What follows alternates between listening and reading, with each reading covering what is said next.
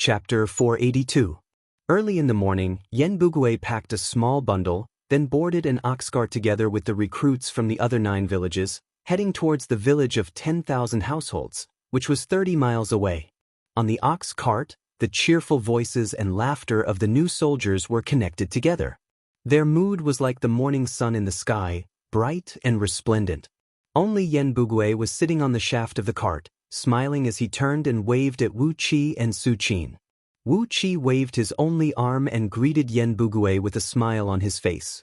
With both hands tucked under his sleeves, Su Qin squatted on a rock by the roadside like an old farmer, staring blankly at the rising sun. After a long while, he breathed out a long sigh and said, "This is a dangerous journey. That little fellow better not be targeted by those people from Myriad Immortal Alliance, or he will not be able to survive even if he has 100 lives. Only great dangers can bring great opportunities," said Wu Qi in a deep voice. "How can there be such an easy and peaceful thing under the heaven?" Wu Qi tightened the bandage on his broken arm, then said coolly, "I'm leaving now. I need to find that tiny thread of fortune of mine." Su Qin rose to his feet, his mouth crooked as he murmured, "I'm leaving too. I need to take a stroll around and keep an eye on everything. It's not easy for those kids to come here, and I'm the only one in charge, so I need to take care of them from time to time. Tiske, I don't believe that I can't make a name for myself in Pangu continent without even a single copper coin with me." He clicked his tongue complacently and said with a cold grin, "What a glib tongue. I Su Qin." He held his head up proudly, clasped both hands behind his back, and walked towards the south. In a few villages several thousands of miles away, Yenbugwe and his elite scouting officers were lurking. The morning breeze blew gently across Su Qin's body, fluttering his ragged burlap clothes, making him look like the wings of a burnt crow. Wu Qi gave Su Qin a look and said in a deep voice, "You have to be careful as well. This place is not peaceful. I hope you can live until 3 years later." Su Qin's figure froze for a moment, then he nodded. Without looking back at Wu Qi, he tapped his foot on the ground, and his figure abruptly darted out a dozen miles away. Smiling faintly, Wu Qi raised his head to look at the morning sun and slowly walked towards the north. He walked very slowly, but with each step he took, he could cross dozens of feet. The ground under his feet slid quickly, and before long, Wu Qi had already traveled thousands of miles. Using Zhongning City as the coordinate, Wu Qi carefully avoided the cities and villages along the way, heading in the direction of the dark abyss of the Northern Ocean. Pangu continent was vast and boundless. With the escape art Wu Qi had used, it took him more than 2 months to cover half of the distance. Traveling day and night had exhausted Wu Qi's mental strength. Finally, after crossing a desert filled with bottomless quicksand, Wu Qi found a grassland with lush water plants and stopped. Sitting lazily with his back against a boulder, Wu Qi leaned against the side of a road, quietly watching the people coming and going on the road that ran through the entire grassland. The reproduction ability of the human race was extremely strong. Although Pangu continent was constantly expanding, the human race seemed to have filled up the entire continent. At least, up until now, except for those forbidden lands where humans could not survive, Wu Qi had not found a place without the existence of human beings. The grassland had a circumference of over 100,000 miles, and the road itself was tens of thousands of miles long. Towns and villages were densely packed on both sides of the road, and countless merchant caravans and pedestrians were passing through it. Wu Qi lay on the side of the road, regulating his breath and restoring his energy while admiring the expressions of the pedestrians on the road. Their joy, anger, sorrow, and joy, their every move, every word, and every word. These humans were humble and insignificant, and did not possess any mighty power. But they were thriving and expanding their people on this magical land. From these people, Wu Qi sensed an enormous life force that faintly merged with the Tao of heaven and earth. Wu Qi sat on the side of the road for 3 days and 3 nights. When he was in a state of meditation and sensed the enormous life force hidden in the bodies of the mortals, Wu Qi suddenly felt the ground beneath his feet tremble. It was as if Pangu continent had become a living being, and the tremble was its heartbeat. A vast and boundless life force that made Wu Qi feel a terrible terror was being released from beneath the ground and spreading into the surroundings. The life force had always been there, but when Wu Qi sensed the endless life force in the bodies of the mortals, he suddenly saw the purple life force rising from the ground and spreading into the surroundings. The purple life force had blanketed the entire Pangu continent, fusing with the starlight energy essence sprinkled down from the sky and turning into a vast, hazy, yellow mist that covered an unknown area. The deep, muffled heartbeats kept ringing in Wu Qi's ears. Gradually, his heart began to beat along with the heartbeats. When the purple life force fused with Wu Qi's body, he felt an itchy sensation, and the serious injury Wu Qi had deliberately ignored healed rapidly. In just the blink of an eye, before Wu Qi could stop the strange change, the wound on his chest had healed, and his skin was smooth and clean as if he had never been injured. When Wu Qi woke up from this wonderful enlightenment, his broken arm had magically grown back.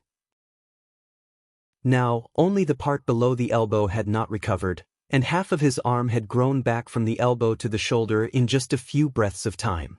And the strength of this new arm was a few times stronger than his intact arm. It was purely the strength of his fleshly body, without the enhancement of any natural energy. Wu Qi sucked in a cold breath and looked up at the sky. He seemed to have vaguely understood what was going on with the cultivation technique of the human race. Just as he was lost in thought, a hunchbacked old man, dressed in ragged clothes, carrying a bamboo basket filled with worthless common medicinal herbs, and carrying a sickle in his hand, was walking crookedly along the main road towards him.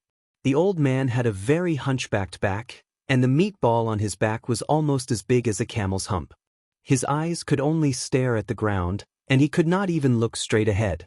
He could only see the ground 3 to 5 steps in front of him. Old, skinny, and hunchbacked, his grayish-brown skin was covered with age spots. He was an old man with 1 foot in the grave and 1 foot in the grave. He slowly walked on the main road, humming an extremely simple song that gave people an incomparably ancient feeling. The trembling voice drifted out along with the wind, startling Wu Qi, who was sitting on the ground in a daze. Wu Qi took a glance at the old man, who was carrying a large bamboo basket on his back, and breathed out a soft sigh. He seemed to have found a cultivation technique that was even more miraculous than the dragon transformation script. At least, the dragon transformation script could not regenerate Wu Qi's broken arm in such a short time. In just a short moment, Wu Qi had come to the conclusion that if someone could freely control this endless purple life force, his body would never be destroyed when he stood on the ground. Just like the earth giants in the Western mythology. As long as they stand on the ground, they will have endless strength. Wu Qi smacked his lips. The hunchbacked old man walked past Wu Qi with trembling legs. His waist seemed to be very sore.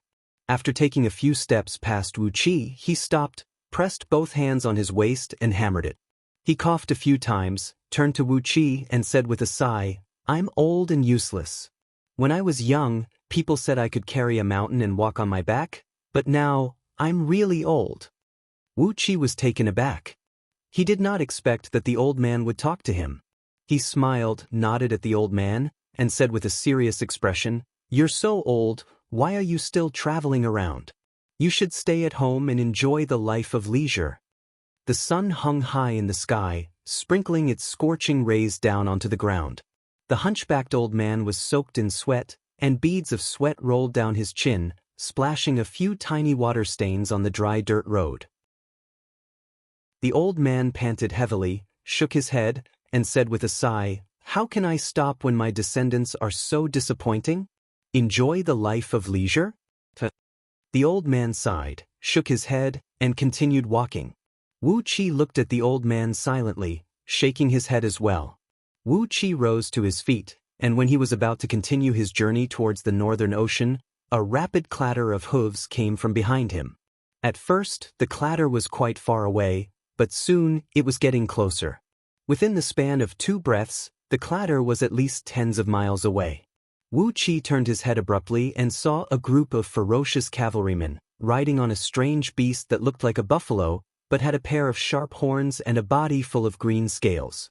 It was a beast with the nature of wind, and was running wildly along the road. The total number of cavalrymen was over 1,000. Each of them was clad in heavy scale armors, and their faces were covered with thick metal masks. Not even a little bit of their skin and flesh was exposed. On both sides of the saddle of the over 20 feet long buffalo were weapon bags made of leather, with 8 feet long coiling dragon halberds of the same color. The leading cavalryman was holding a 30 feet long flagpole, on which a large blood-red flag was fluttering in the air. All the pedestrians and vehicles on the road backed away in fear, fearing that they might get in the way of these cavalrymen and suffer an undeserved disaster. However, the hunchbacked old man had poor eyesight, and it seemed that he had some problems with his hearing as well. He turned his head and looked around blankly, but could not find anything wrong. Through the vibration coming from under his feet, he knew that something dreadful was approaching. "Damn old fogey, get lost." The cavalryman arrived before the old man. The leading cavalryman waved a long whip made from animal tendons, which was as thick as a toddler's fist, and swung it towards the old man. The long whip produced a shrill noise in the air, and swung towards the old man's face like a poisonous snake. The surrounding pedestrians cried out in shock. Even a rock would have a crack on it, let alone this old man. Wu Qi frowned. His body swayed and darted towards the old man, leaving a few afterimages in the air.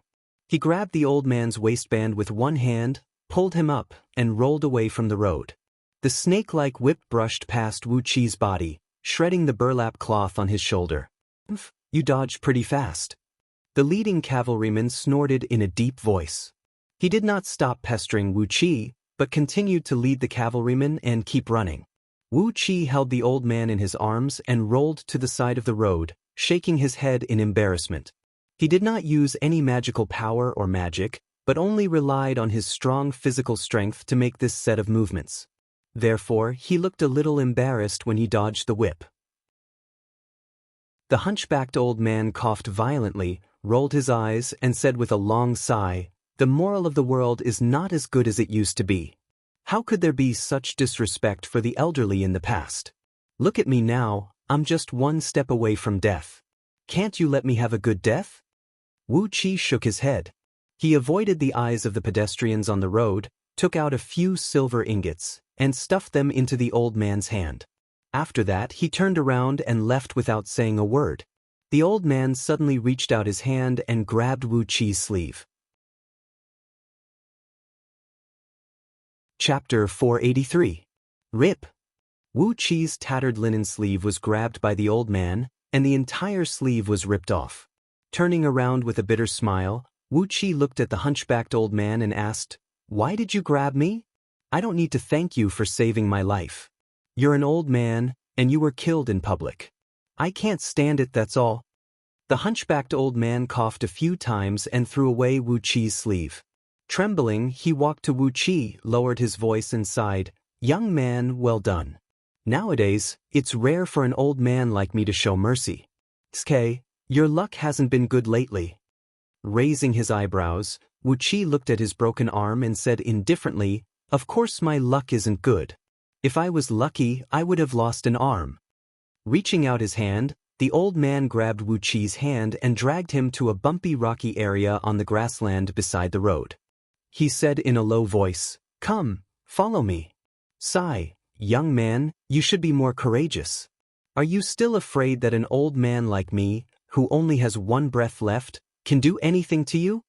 Wu Qi rolled his eyes a few times, then let the old man pull him to the rocky area about a mile away. From afar, there were dozens of natural rock pillars, each about 70 to 80 feet tall. Hundreds of rocks of different sizes were scattered on the grassland, forming a barrier that looked like the foundation of a house. A few groundhogs, unique to the grassland, were standing on top of a big rock, staring at Wu Qi and the hunchbacked old man.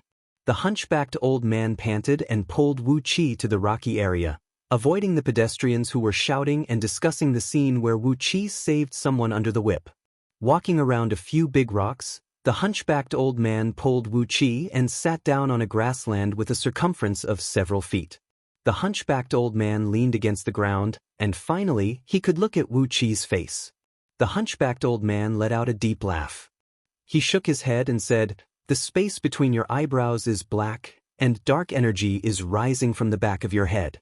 Your luck has been very bad recently. What's a broken arm? You almost lost your life, didn't you? In just a few months, you almost lost your life, didn't you? Wu Qi shivered.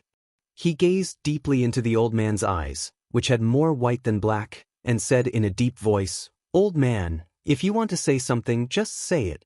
I can see that you're not an ordinary person. If you have anything to say to me, just say it." "Aya." The hunchbacked old man rubbed his palms and shook his head with a wry smile. A young man who speaks so directly is not cute at all. Sighing, the old man shook his head and said, "However, at least he still has some respect for his elders. He is still a very good young man. Unlike those bastards nowadays, all of them have forgotten their ancestors and don't respect the elderly. Sai, what's going on?" Wu Qi looked at the old man and didn't say anything. The old man shook his head, grabbed the bamboo basket on his back, and rummaged through those worthless herbs for a while. Finally, he fished out a 1-foot-long, 3-inch wide, flat bone plate that was pale golden in color. The bone plate was as smooth as a mirror, and the golden bone was naturally covered with complicated patterns.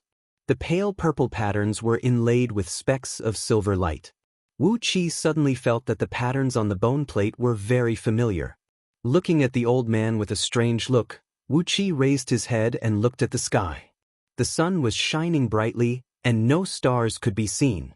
However, Wu Qi was sure that the patterns on the bone plate were part of the map of the stars in the night sky. The old man waved his palm, and the patterns on the bone plate twisted and changed along with the changing light and shadow, as if there really were hundreds of stars moving on the bone plate according to some kind of orbit. This is... An idea suddenly flashed in Wu Qi's mind. This seemed to be the skeleton of some kind of strange beast, the beast of fortune and misfortune. The scroll of stealing only briefly mentioned about this strange beast, because the inheritor of the scroll of stealing did not think that this beast of fortune and misfortune was useful. Therefore, the description of this beast of fortune and misfortune was very simple. The old man grinned. He gently stroked the bone plate and said in a low voice, "Young man, you have saved this old man today. Therefore, this old man will use this bone plate of the beast of fortune and disaster, which I have kept for half of my life, to predict your future good or bad luck. If it's a bad omen, you'll have to find a place to hide. If it's a good omen..." The old man pondered for a while. Then Wu Qi asked, "If it's a good omen, then what?" The old man grinned, shook his head and said, "Look at your unlucky aura. How can it be a good omen?" Wu Qi nearly fainted because of the old man's words. He fiercely glared at the old man and said in a deep voice, "Then, please give it a try, old man." No one liked to be told that they were going to be unlucky, and naturally, Wu Qi didn't like to hear such unlucky words either. The old man grinned, stroked the bone plate, and began to recite a spell with a strange voice. The surrounding light suddenly turned dark, and a cold air emerged from the ground. The scorching sun in the sky had lost its power, and the cold air began to drill into Wu Qi's body through his pores. The cold air was so sticky that it felt like a solid substance, and it made Wu Qi shiver. Hastily, he circulated his innate energy to resist the invasion of the cold air. A deep ghost howl was heard coming from the depths of the ground. A foot-tall grayish-white whirlwind, bringing with it an eerie ghost aura, emerged from the ground underneath the old man's feet, swirling and spreading in all directions. All of a sudden, the green grass on the grassland withered, as if all the life force and water in their bodies were sucked out in an instant. The ghost howl made the innate nascent soul in Wu Qi's body restless. Fortunately, he had the divine flame of order to stabilize his mind. He glanced around, and a faint purple and green gleam shot out from his pupils. With that, the ghost howl and the cold air no longer dared to approach his body. The old man raised his head and gave Wu Qi a surprised look, then nodded and said with a smile, "Young man, you still have some good stuff with you. Not bad." Wu Qi didn't say anything. He sat down with his legs crossed, both of his palms locked into an ice lotus seal, which was unique to the dark in-water scripture, and shielded his dantian. Eerie cold air kept rushing out from his body, stabilizing his mind while freezing the surrounding cold air with cracking noises. Large pieces of ice crystals fell from the top of his head, and not long after that, the grassland around them had turned white, as if winter had suddenly arrived. Gradually, a strange incantation was heard, as the old man pointed his finger at the ground in front of him. Amidst the screeching of ghosts, 7 pitch-black little ghosts, each about 1 foot tall and with their long tails raised, darted out from the ground. They were screaming and shrieking, randomly throwing a few pale white bones that were dragging in their hands onto the ground. These bones were oddly shaped, and they were densely covered with sharp thorns. Obviously, they did not belong to human beings. The elderly man reached out his hand and piled those bones into a pile. A few white whirlwinds swooshed over and hovered around the pile of bones, after which, a gray-white flame suddenly rose and set those bones ablaze. The gray-white flame gathered into a foot-wide sphere of fire, from which a stream of white smoke rose straight into the air, reaching over 100 zhang high. Being blown by the wind, the smoke dissipated into large clouds of white smoke, dissipating in the air. The bone plates of the beast of fortune and disaster were thrown into the grayish-white flame. The old man recited a few incantations in a low voice, then abruptly raised his head and said to Wu Qi, "A drop of blood now." Wu Qi remained silent, staring at the old man without saying a word. The old man was taken aback, then he suddenly came to his senses and laughed out loud. He shook his head, sighed and said, "If I want to harm you, no matter how high your cultivation base is, you can never escape." With a flip of his hand, he pointed at the ground next to him. Immediately, the withered grass sprouted and grew back. The old man chuckled and flicked his finger. Suddenly, the ordinary grass turned into cabbages that covered the ground. They were fresh and tender and grew very strong. 1 bag of cabbages weighed at least tens of kilograms.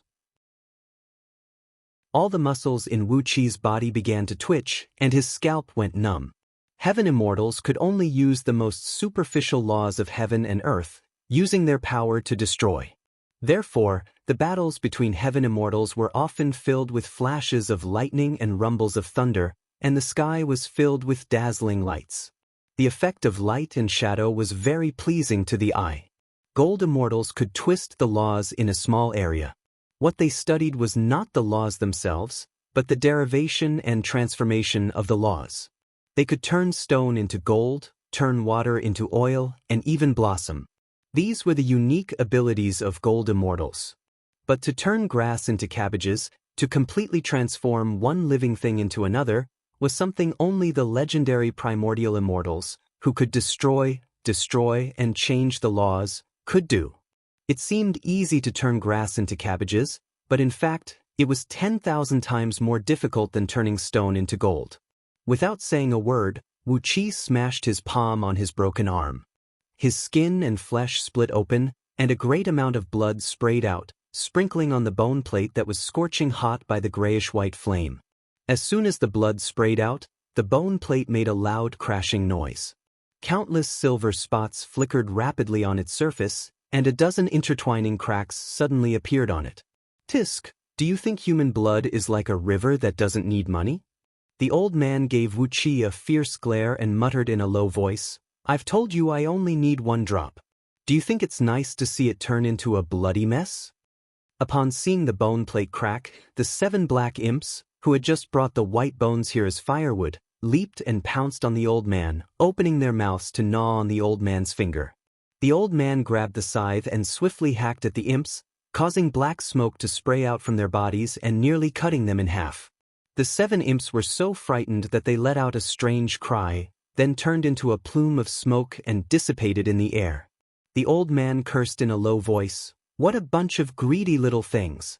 You're only helping me with a small task, yet you still want to get some benefits? I'm just 1 step away from death, and if you keep sucking my blood, won't I die a few days earlier?" Shaking his head, the old man picked up the bone plate and carefully studied the cracks on it. After studying it for a full 15 minutes, the old man's expression flickered slightly. He stared at Wu Qi, sighed and said, "This is an ominous sign. You're really unlucky. If you keep going forward, you'll be killed. But I'll be honest with you, there is a great opportunity hidden in this ominous sign. If you can go through it, you'll transform from a grass snake into a heavenly dragon, an opportunity that will bring you a meteoric rise. I don't believe you can go through it. Wu Qi narrowed his eyes and remained silent for a long while. He glanced at the hundreds of bags of cabbages around him, then slowly stood up. Bowing deeply to the old man, Wu Qi said in a deep voice, "Since there's a chance, I'll keep going. Thank you, my dear senior." Humming a folk song, Wu Qi turned around, transformed into a gust of wind, and flew towards the north. The old man paused for a second, then shook his head and cursed in a low voice, "You're courting death. You've wasted a bone plate of a beast of fortune and disaster." A faint laugh suddenly came from one of the cabbages. "But he's a kind-hearted kid, isn't he?" The old man remained silent and pondered. After a long while, he transformed into a gust of wind and disappeared in the air. People always change, especially those.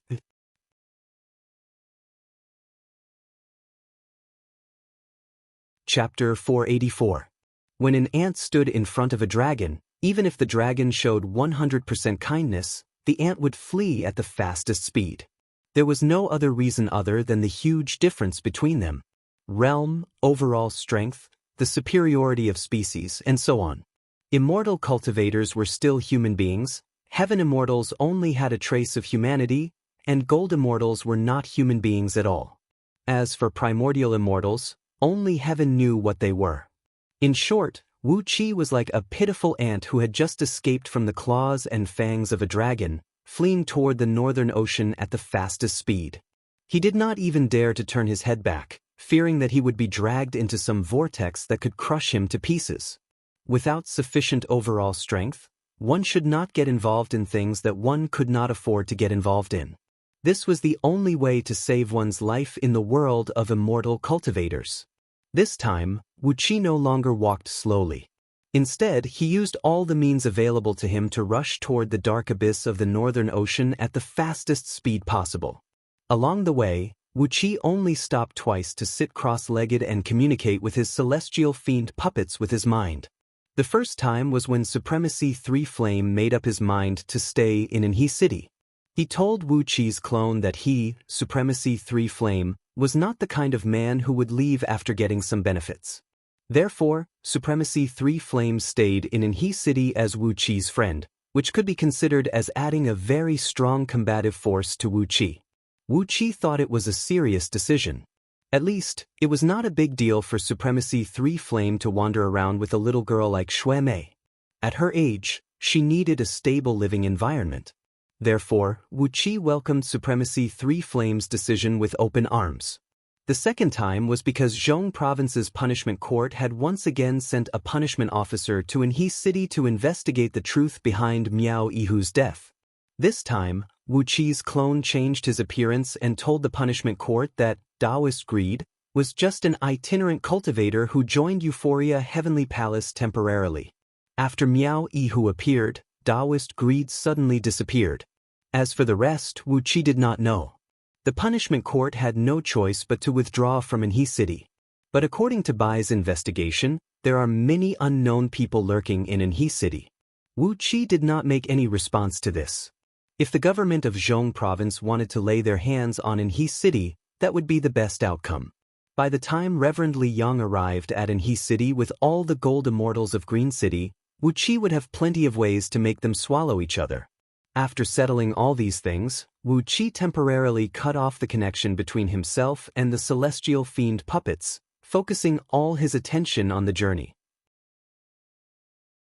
They had been rushing for over 2 months, running for such a long time without any rest. Suddenly, a large cloud of water vapor rose up in front of them, and the faint sound of waves was deafening to their ears. They had arrived at the dark abyss of the northern ocean. Wu Qi let out a joyful roar and darted forward dozens of miles in a stream of light, stopping on a rock on the shore. The dark abyss of the northern ocean was once a perilous land in the northernmost part of Pangu continent. But as Pangu continent continued to expand, the dark abyss of the northern ocean was now just an inconspicuous speck on the continent, and it had lost its awe-inspiring reputation from the ancient times. Tens of thousands of lakes of various sizes appeared in front of Wu Qi like stars falling from the sky. The smallest of these lakes measured several thousand miles in circumference, while the bigger ones were tens of thousands of miles wide. Between these lakes, there were usually only mountains and hills separated by tens of miles, and they were connected by waterways that looked like spider webs. Regardless of the size of these lakes, they all had one obvious characteristic: they were extremely deep. When looking down from a high vantage point, one would find that all the lakes were dark blue or purple-black in color. The water here was extremely deep, with many of them reaching tens of thousands of miles deep. Countless deep-water creatures were hiding under the water, including many flood dragons. As for giant turtles, giant fishes, shrimps, and many other creatures, no one knew how many of them were hiding in the water. At the core of these lakes, which were connected like pearls, was a vast ocean with a diameter of more than 10 million miles. The water from all the lakes, rivers in the vicinity all poured into this vast ocean. And this vast ocean was the legendary dark abyss of the Northern Ocean. Since the ancient times, very few people had been able to find out exactly how deep this dark abyss was. 100,000 miles, 1,000,000 miles, or even 10 million miles. For existences below the realm of Gold Immortal, they would have to risk their lives to find out the depth of the dark abyss. Especially now that someone had occupied the Northern Ocean and built a cave abode, there were even fewer people who were interested in doing so. A strong wind came blowing from the opposite direction, rolling up the vast water vapor on the surface of the water and turning it into countless hurricanes that shot whistling into the sky. Among the hurricanes, huge birds could be vaguely seen flapping their wings, rising and falling with the wind. Huge fishes were seen swimming and bobbing on the surface of the water. Some of the huge birds swooped down to catch the fishes, while some of the fishes soared into the sky with the help of the wind and swung their tails at the birds. Their enormous bodies raised huge waves that towered up into the sky, and when the waves crashed onto the surface of the water, they produced deafening rumbles.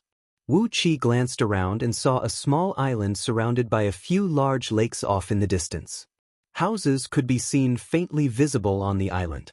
At first glance, he saw several thousand houses, with fishing nets hanging in front and behind the houses.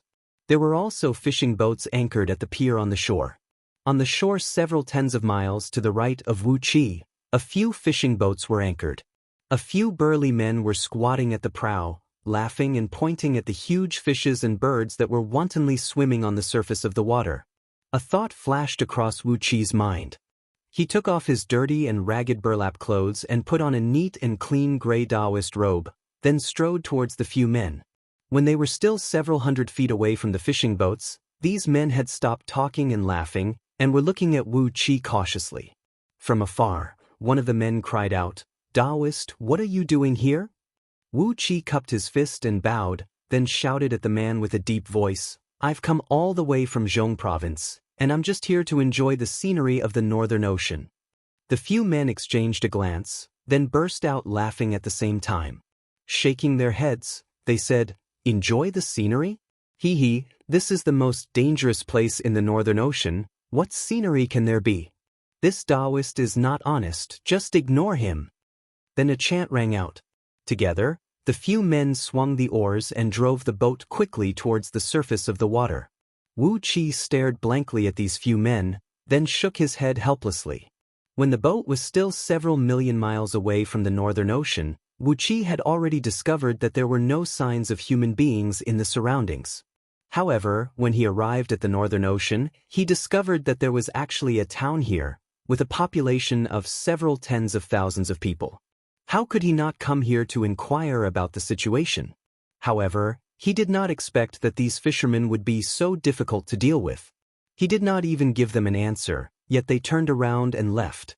Was he going to chase after them and force them to inquire about the situation in the Northern Ocean? Now that the Northern Ocean was a place with an owner, there must be a reason why these people were gathering at the border of the Northern Ocean. Beating the grass and startling the snake is not worth it. Rubbing his chin helplessly, Wu Qi looked at those fishermen and shook his head helplessly. He glanced to the left and right for a while.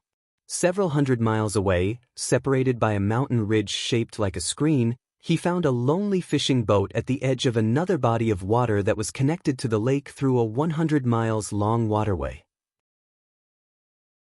Hastily, he exercised an escape art and darted towards the fishing boat. Noiselessly, he came to the shore, which was only a step away from the fishing boat. Smilingly, he stepped onto the stern of the boat. As soon as Wu Qi stepped onto the boat, the fishing boat began to move. The fisherman, who was squatting on the prow with his head lowered, turned his head and asked, "What is the job of a Taoist?" The fisherman, who was wearing a bamboo hat and a straw raincoat, looked to be at least 80 or 90 years old. He was missing his left arm, which was broken at the shoulder. He looked very similar to Wu Qi. His right foot was missing half of the sole of his foot, and only half of his foot was connected to his ankle. There was a horrible wound on the old man's face. It was as if a huge claw shaped like a flood dragon had swung fiercely from the left corner of his forehead all the way to the right side of his chin. 4 wounds had nearly split his head open. Now, only a thin layer of skin covered his bones, and the 4 deep wounds formed a strong contrast with his twisted face. Baring his teeth, Wu Qi expressed his strong admiration for this old fisherman for being able to survive until now. Cupping his fist and bowing, Wu Qi turned to the old fisherman and said with a smile, "Old sir, you asked me to do what I am here for. Is there anything interesting in Northern Ocean?" The old fisherman smiled faintly, shook his head and said, "Murder and arson? TSK, this Northern Ocean is a desolate place. Apart from our Ling Ao Island, there are no signs of human habitation within tens of millions of miles. It's impossible for us to visit our relatives and friends here, and sightseeing is even more difficult. But I do find it interesting to come here for murder and arson." Wu Qi laughed dryly. He walked to the prow, squatted down beside the old fisherman, shook his head and said, "I do murder and arson occasionally, but it's not my main business. Come to Northern Ocean." "Old sir, have you been living on Ling Ao Island for generations?" Lowering his head, Wu Qi saw a dozen strange creatures hovering near the prow. They were about 10 feet long, shaped like eels, but covered with dragon scales, and emanating a faint red gleam from their bodies. These creatures were floating lazily on the surface of the water, their mouths wide open, breathing bubbles as they slept. The old fisherman pointed at these strange creatures and said coolly, "These are the blood dragon eels, the offspring of a 10,000-year-old moon-gazing blood-patterned eel and a flood dragon. They are the best at searching for rare and precious underwater treasures. They are the unique treasures of our Ling Ao Island. Ling Ao Island lives on the various rare and precious treasures fished out from the dark abyss of Northern Ocean." Ling Ao Island is a place designated by the treasure-gathering palace of Yu Dynasty to collect rare aquatic treasures. Don't you know that, Taoist? Looking thoughtfully at Ling Ao Island, where smoke could be seen rising from kitchen chimneys, Wu Qi shook his head and said, "I really don't know that.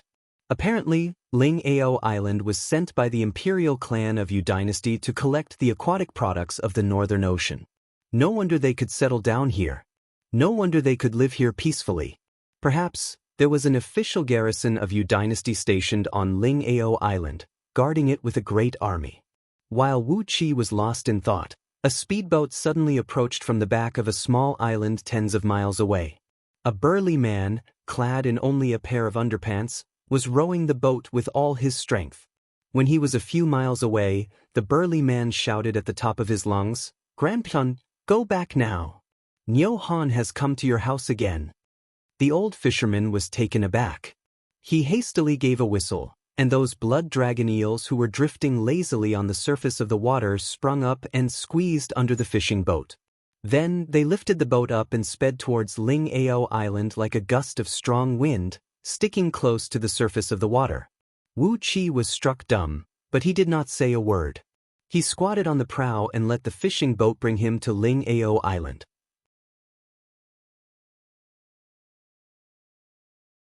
Chapter 485.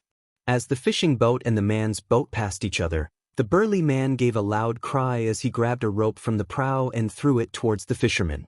The rope tied accurately onto a wooden stake at the stern of the old fisherman's boat. All of a sudden, the mooring rope became taut, and the fishing boat that was pulling the burly man changed its direction, pulling him tightly as it sped towards Ling Ao Island. The burly man leaped high into the air and landed lightly on the old fisherman's prow. He bowed to the old fisherman, then turned to look at Wu Qi from head to toe and said, "Taoist, are you here to buy some aquatic products from Northern Ocean? Do you want some pearls, or some aquatic spirit herbs? I have 2 anaconda tendons with me. Do you want them?" No energy was leaking from the burly man's body, but Wu Qi had learned how to judge the cultivation base of a human warrior. A strange gleam flickered in his eyes. Through the muscles and bones of the burly man, and through the density of his muscles and bones, Wu Qi roughly judged that the strength possessed by this burly man was definitely not weaker than an ordinary nascent soul-body cultivator. Pearls, aquatic spirit herbs, anaconda tendons?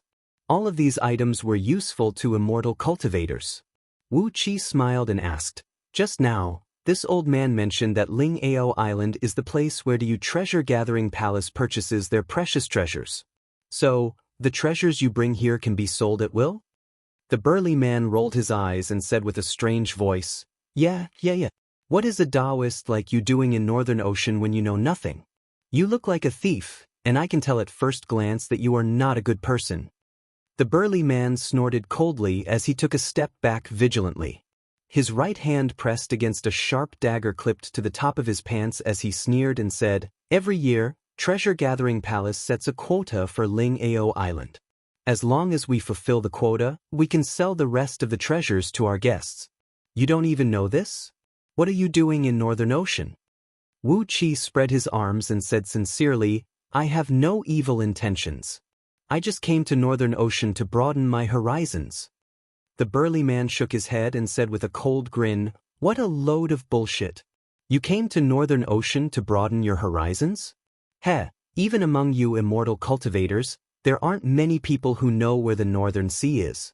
You've worked so hard to come here, and you may have encountered all kinds of dangers along the way, just to see it?" Wu Qi was too lazy to speak. He just smiled and squatted at the bow, looking at the scenery in the distance. Although Ling Ao Island was several hundred miles away, the blood dragon eels that were pulling the boat could swim very fast. It would take them about 15 minutes to reach the island. Moreover, when the blood dragon eel swam, it could release a gentle astral energy to protect the fishing boat. Squatting at the bow of the boat, they could not feel the slightest bit of wind. Wu Qi leisurely enjoyed the scenery while the big man looked at him vigilantly. After a long time, he said seriously, "Taoist, don't make trouble on the island." Although Ling Ao Island was a small island with only 3,000 households, there were 10,000 soldiers stationed here. The ones in charge of guarding this place are 4 great generals with Swan Ni general seals. Don't seek your own death.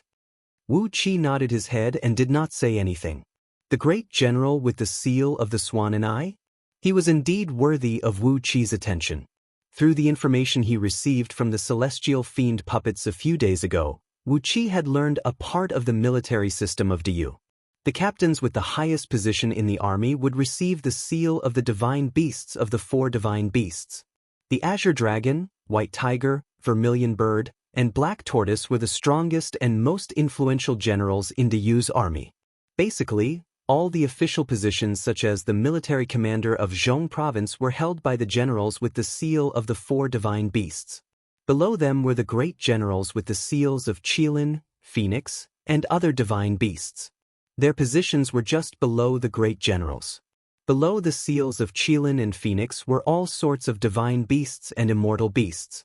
There were nearly 100 of them, and they were divided into 9 grades and 36 ranks from top to bottom, which matched the 9 grades of Diyu's provinces. Among these divine beasts and immortal beasts, Lao Ai was ranked in the middle. He was considered a very powerful general, possessing the overall strength of upper-tier or even top-tier heaven immortals. As a small Ling Ao island which only had 3,000 households, was guarded by 4 upper-tier heaven immortals, its defense could be considered as very strong. Amidst the long-winded man's nagging, the fishing boat quivered slightly and anchored itself at a pier on Ling Ao Island. Hastily, the old man grabbed a fish basket from the cabin, staggered and leaped onto the pier, then sprinted along the main road. Hastily, the burly man grabbed the rope and tied the fishing boat to a row of iron pillars on the pier, then ran after the old man. Wu Qi had been following behind the old fisherman for a long time, following closely behind him. While running wildly, the old man turned his head and said to Wu Qi, "Don't follow me, Taoist. That Niu Han is not a good man. If you follow this old man and watch the show, be careful not to get yourself into trouble. He won't do anything to me, but I'm sure he will find some loopholes to punish the people around him." Wu Qi shook his head and said with a smile, "It doesn't matter. I don't mean anything else." The old man twitched his mouth, twisting the 4 deep wounds on his face. He shook his head and breathed out a long sigh, then continued running along the main road. Surprisingly, his speed was not much slower than an ordinary sword beam. Wu Qi gave the old man a quick glance with the mystic eyes of universe. He found that the old man's overall strength was 1 level higher than the burly man's. Perhaps, with his extraordinary strength, he could fight against a nascent divinity body cultivator. In just a few breaths of time, the old man had run into a small village. While he was still at the entrance of the village, he heard a loud noise coming from inside, and even the noise of clay jars being smashed to pieces. The old man let out a cry while panting, then quickened his pace. Amidst the swishing noises of wind, Wu Qi followed the old man and came before a courtyard in the village. It was a spacious and tidy courtyard. The architectural style of the entire village was the same as the traditional buildings in other parts of Diyu. It was a heavy and sturdy square-shaped building built with dark green boulders, with a huge stone pillar standing in front of the door, burning with a raging flame. There were 2 entrances to the front and back of the house, and 2 rows of side rooms on both sides. The courtyard in front of the house was paved with green flagstones, measuring approximately 1 acre in area. It was obvious that this eunuch Chan came from a wealthy family. Otherwise, he would not have been able to build such a courtyard.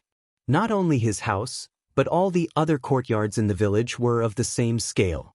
It seemed that the people living on Ling-Ao Island had a pretty good standard of living. Now, the courtyard was crowded with villagers, and the courtyard was crowded with people as well. Perhaps, there were nearly 1,000 people in the courtyard. All of a sudden, a few villagers outside the courtyard turned their heads and saw the old man running back, panting heavily. "Eunuch Chan is back! Eunuch Chan is back! Everyone make way for him! Quick, quick!" The crowd parted to the left and right, revealing a path about 3 feet wide. The old fisherman walked over with a gloomy face. Wu Qi followed behind him and passed through the crowd, then blended into the crowd of villagers.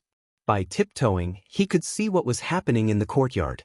A dark-skinned, fat man, clad in a long green robe, a tall crown made of green jade on his head, 2 jade ornaments tied around his waist, and a medallion hanging on his waist. He was dressed like a Diyu official, standing in the courtyard with his head held high, glancing left and right. 2 broken clay jars were seen lying on the ground, with about 300 to 500 thumb-sized silvery white pearls rolling and rolling about. Presumably, they were thrown out from the clay jars. A young girl clad in a coarse hemp garment, with her hair tied into 2 buns, was being guarded by a few young men. The few young men were nearly 10 feet tall, and each of them looked valiant and hot-blooded. They stood in front of the girl, their faces flushed with anger. 2 of them had even pulled out their sharp blades, panting heavily as they confronted the few soldiers brought by the dark-skinned, fat man. The few soldiers had a greasy smile on their faces, laughing and commenting on the sharpness of the sharp blades held by the few young men. Judging from their smiles and the way they talked and laughed, one could easily tell that they were a group of typical army ruffians, and not some decent people. The old fisherman carried his fishing basket and rushed into the crowd. He first greeted the young girl and said, "Lu Chaner, are you all right?" Hiding behind the few young men, the girl kept shaking her head and said, "Grandpa Chaner is fine.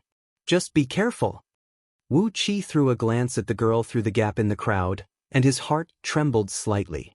The girl had a beautiful appearance, like an orchid transformed from a wild elf. She was small and delicate, tender and soft, and emanated a pure and innocent aura. Looking at her was like looking at a forest in spring, which had never been inhabited since the beginning of time, filled with endless vitality. The girl's skin was snow-white and tender, and her eyes were as clear and pure as the spring, without any impurities. She had a tall and straight nose, and a cute, rosy mouth that was shaped like a water chestnut. The first impression she gave off was that she was pure, the second impression was that she was fresh, and the third impression was that she was so beautiful that it could enchant one's heart. Femme fatale, Wu Qi judged the scene before his eyes. That dark-skinned, fat man should be Niu Han, and this girl was obviously his target. Wu Qi took a look at Niu Han's waistline, his dark, hairy face, and the barbaric look in his eyes and brows. If this Lu Chana were to follow him, not to mention that a beautiful flower was stuck on a cow dung, the cow dung could be used to fertilize the fields, but this Niu Han was even worse than cow dung. With his hands clasped behind his back, Wu Qi shook his head. The old fisherman Eunuch Chan coughed dryly, then walked up to Niu Han and said in a low voice, "Your Excellency Niu Han, what brings you here today?" Niu Han raised his head proudly and said in a cold voice, "Old Chan, it has been 3 years since you paid the quota. Do you not take the imperial decree of great use seriously at all? TSK, during these 3 years, when have you ever paid the required quota? Not even once. 6 times in 3 years, you're the only one on the entire island who failed to pay the required quota. You're making things very difficult for me." Niu Han raised his foot and crushed the dozens of pearls around him. Grinning hideously, he said, "Lu Chana is still trying to fool me with these lousy pearls? Hee, these are trash that no one would want even if they were thrown on the street. How can they be offered to His Majesty as a tribute?" Wu Qi glanced at the pearls. The thumb-sized silver pearls contained a trace of acquired water essence, which had already condensed into a yin water pearl. They were all supreme-grade pearls, and if worn by ordinary people all year round, they could nourish the body and prolong the lifespan. If sold to immortal cultivators, these pearls would be excellent materials for crafting all kinds of magical treasures, or even spirit items. In the immortal market, each of these pearls could be exchanged for 1 middle-grade energy stone. So, how could these pearls be considered trash? Eunuch Chan remained silent for a moment, then fished out a clump of tightly wrapped seaweed from his fish basket, from which he fished out a fist-sized blue pearl. As soon as the pearl appeared, it emitted a 3 feet thick blue light, illuminating the entire courtyard. The surrounding villagers burst into cheers, then laughed and said, "A supreme-grade blue ocean pearl. 1 pearl is worth more than 3 years' worth of tributes." Wu Qi nodded with a smile. He didn't expect that Eunuch Chan would actually prepare such a good pearl. Almost all of these pearls had developed sentience. With just a little carving and a few restrictive spells, it could transform into a supreme-grade spirit item. For immortal cultivators, this was the most ideal material for crafting items. With its value, any immortal market could easily sell it for several hundred upper-grade energy stones. Niu Han's expression flickered slightly. He looked around at the cheering villagers, then suddenly snatched the pearl from Eunuch Chan's hands. Clenching his fist, he crushed the pearl into powder. "You dare to take out such trash to fool others?" The pearl powder sprinkled through the gaps between Niu Han's fingers. Instantly, the surroundings fell into a dead silence. Eunuch Chan's face twitched as he narrowed his eyes.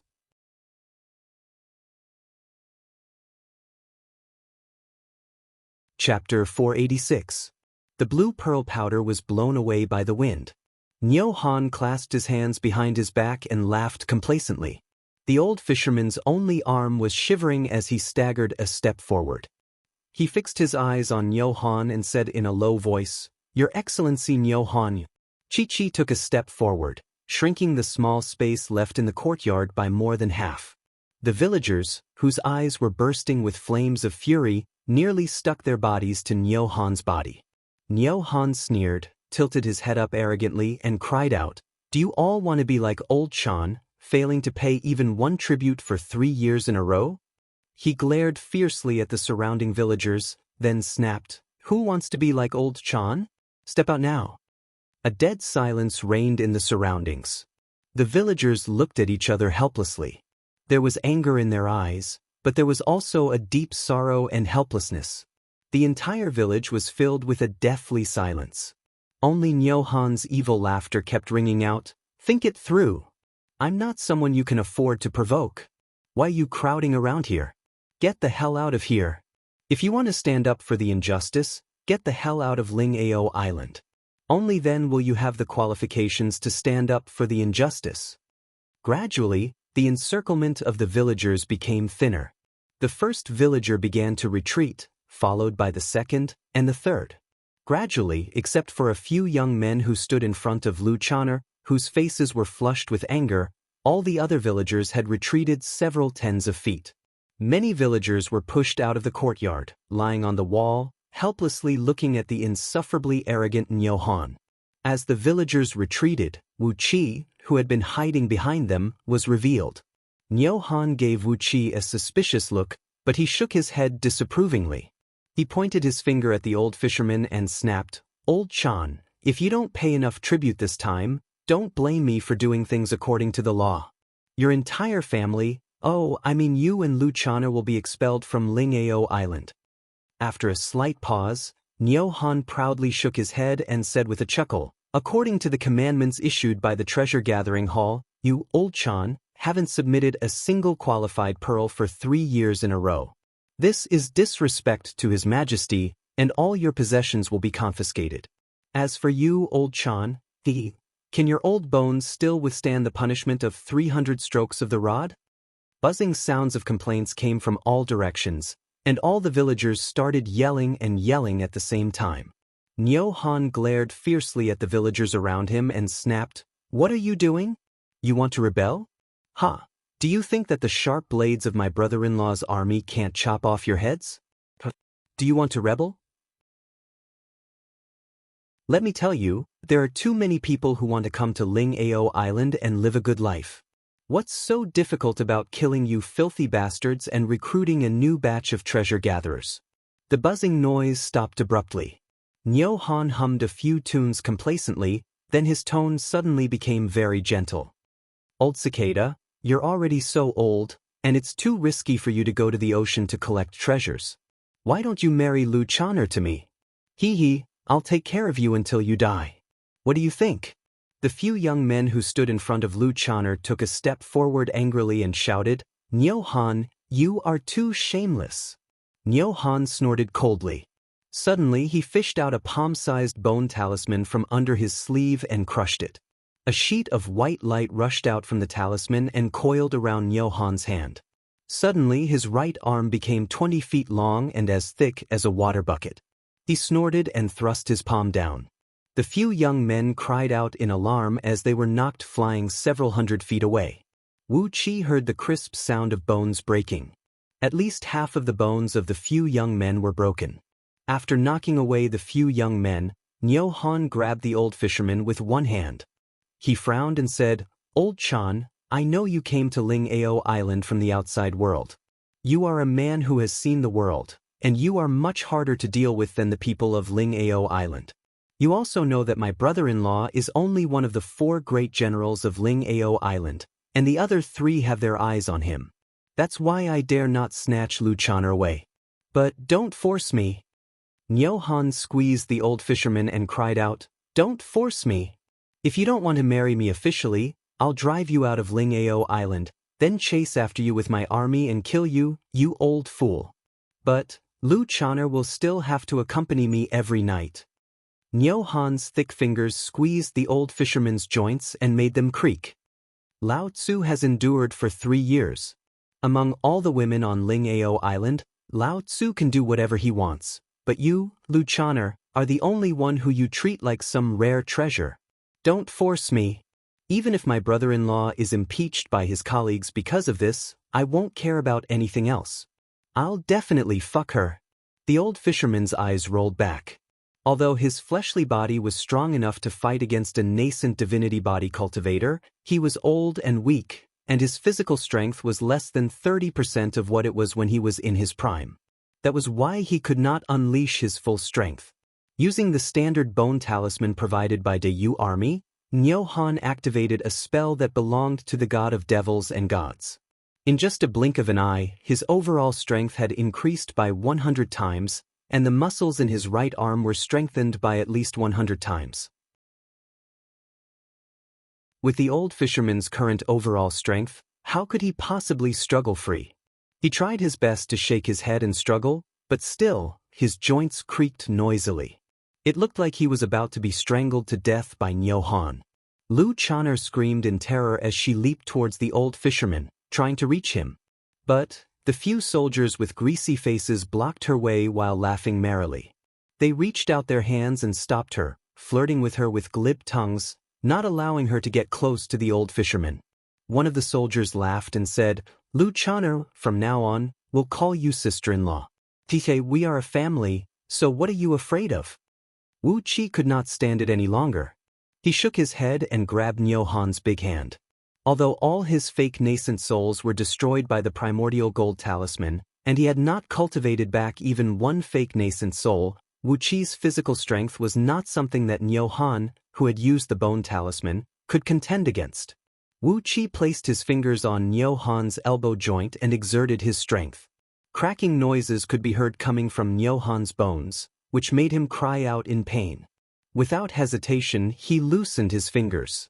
A large plume of white mist sprayed out from Niu Han's arm, and suddenly, his thick arm returned to its original shape. Flustered and exasperated, Niu Han pointed his finger at Wu Qi and roared, "Taoist, what do you do for a living?" Wu Qi smiled, squatted down and picked up a few silvery white pearls, and said coolly, "Grandpa Chan, 1 mid-grade energy stone for 1 pearl. What do you think? Some unforeseen events happened to me a few days ago, and I don't have any energy stones with me. Can I exchange them with gold ingots?" On Pangu continent, a lower-grade energy stone was worth about 10 gold ingots, and a mid-grade energy stone was worth 100 lower-grade energy stones. Therefore, for each pearl, Wu Qi would have to pay 1,000 gold ingots. He had brought countless gold, silver, and other jewelry from Great Yan's secret vault, so he could afford these pearls. The old fisherman was taken aback. He took a few steps back, and Lu Chaner quickly came over and held him up. Wu Qi touched the black dragon spirit ring, and immediately, a pile of gold ingots shot out from his chest like a stream of water, piling up into a small golden pyramid in the courtyard before Chi-Chi. He looked at the old fisherman, smiled, and said, "If these pearls were sold in the immortal market, they would be sold for about 1 mid-grade energy stone each. I'm quite poor lately, as all my energy stones and magical treasures have been destroyed. I can use these pearls to craft some defensive items." The old fisherman's lips trembled slightly. While he was about to say yes, Niu Han had already leaped to his feet hysterically. Pointing his finger at Wu Qi, he roared, "How presumptuous! I've ordered the 3 major merchants of Ling Ao Island to forbid anyone from buying anything from this old fogey. Where did you come from, cultivator? Do you know that apart from the 3 major merchants of Ling Ao Island, all itinerant cultivators are not allowed to trade with the islanders privately?" Wu Qi stared coldly at Niu Han, shook his head and said, "I'm just a passerby. Niu Han, a fair and graceful lady, is a good match for a gentleman. He doesn't like you, so why do you have to force him? You have a good brother-in-law, and you have a little power in your hand. Yet, you abused your power for personal gain, taking bribes and bending the law, forcing innocent people and weak girls. Don't you feel ashamed? Don't push things too far." The old fisherman's eyes flickered as he held Lu Chaner's palm tightly with his only arm. Lu Chaner narrowed her eyes as she stared at Wu Qi. A sharp gleam could be seen flickering in her eyes. The old fisherman turned his head and gave her a look. She nodded slowly, her lips moving slightly as she softly said, "You have a good character."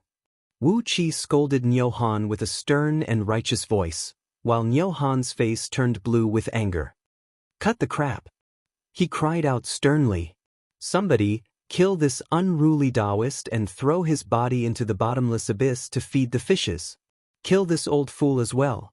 Lu Chaner, do you think Lao Tzu is going to kill you today?" While Niu Han was jumping and cursing happily, the old fisherman sighed softly, shook his head, and said, "Sure enough, each generation is worse than the previous one. Alas, Niu Han, you've brought a disaster to your family." The old man came before Nyo Han and gave him a series of dozens of slaps, turning his cheeks into mush. Nyo Han shrieked in pain, but before he could scream twice, the old man had already flicked his finger and forcefully pointed it at Nyo Han's forehead. Nyo Han shuddered. Suddenly, his eyes rolled back and he fell heavily to the ground. A plume of white smoke sprayed out from his body.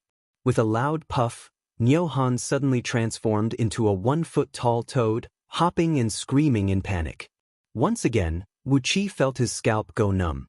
Trembling, he took a few steps back and stared at Grandpa Chan in astonishment.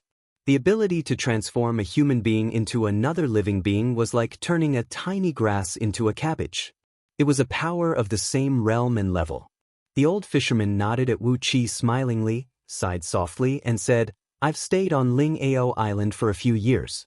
Initially, I just wanted to relax myself, but who would have thought that I would run into something like this?" Looking around, the old fisherman heaved a long sigh at the dumbfounded villagers and said, "All of you have truly disappointed me." While sighing, the old fisherman gave Wu Qi a glance, then pulled Lu Chaner and twisted their bodies, transforming into 2 grayish-white seagulls. Gracefully, they soared into the sky and pierced through the white clouds in the sky. Wu Qi's hand trembled. With a bitter smile on his face, he shook his head and said, "Why would I want to be a good person for no reason? Did I run into a ghost during the past few days? Why do I keep seeing strange people like this?" The toad that Nyo Han had transformed into croaked again. It reminded Wu Qi of the identity of the man behind Nyo Han. Without hesitation, he sprung into the air and sped towards the dark abyss of the Northern Ocean.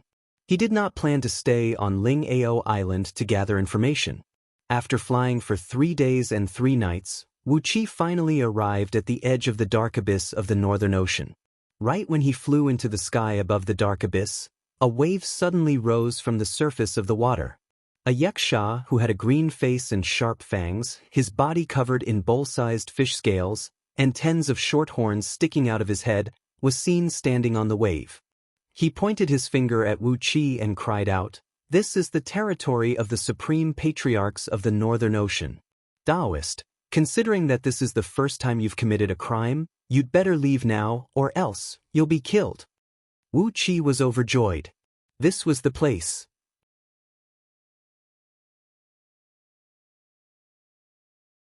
Chapter 487. While the yaksha was still talking to Wu Qi in the water, the sound of war drums suddenly rang out from behind. Wu Qi turned around and saw 10 flying ships approaching at lightning speed. War banners were fluttering on the dragon-shaped ships.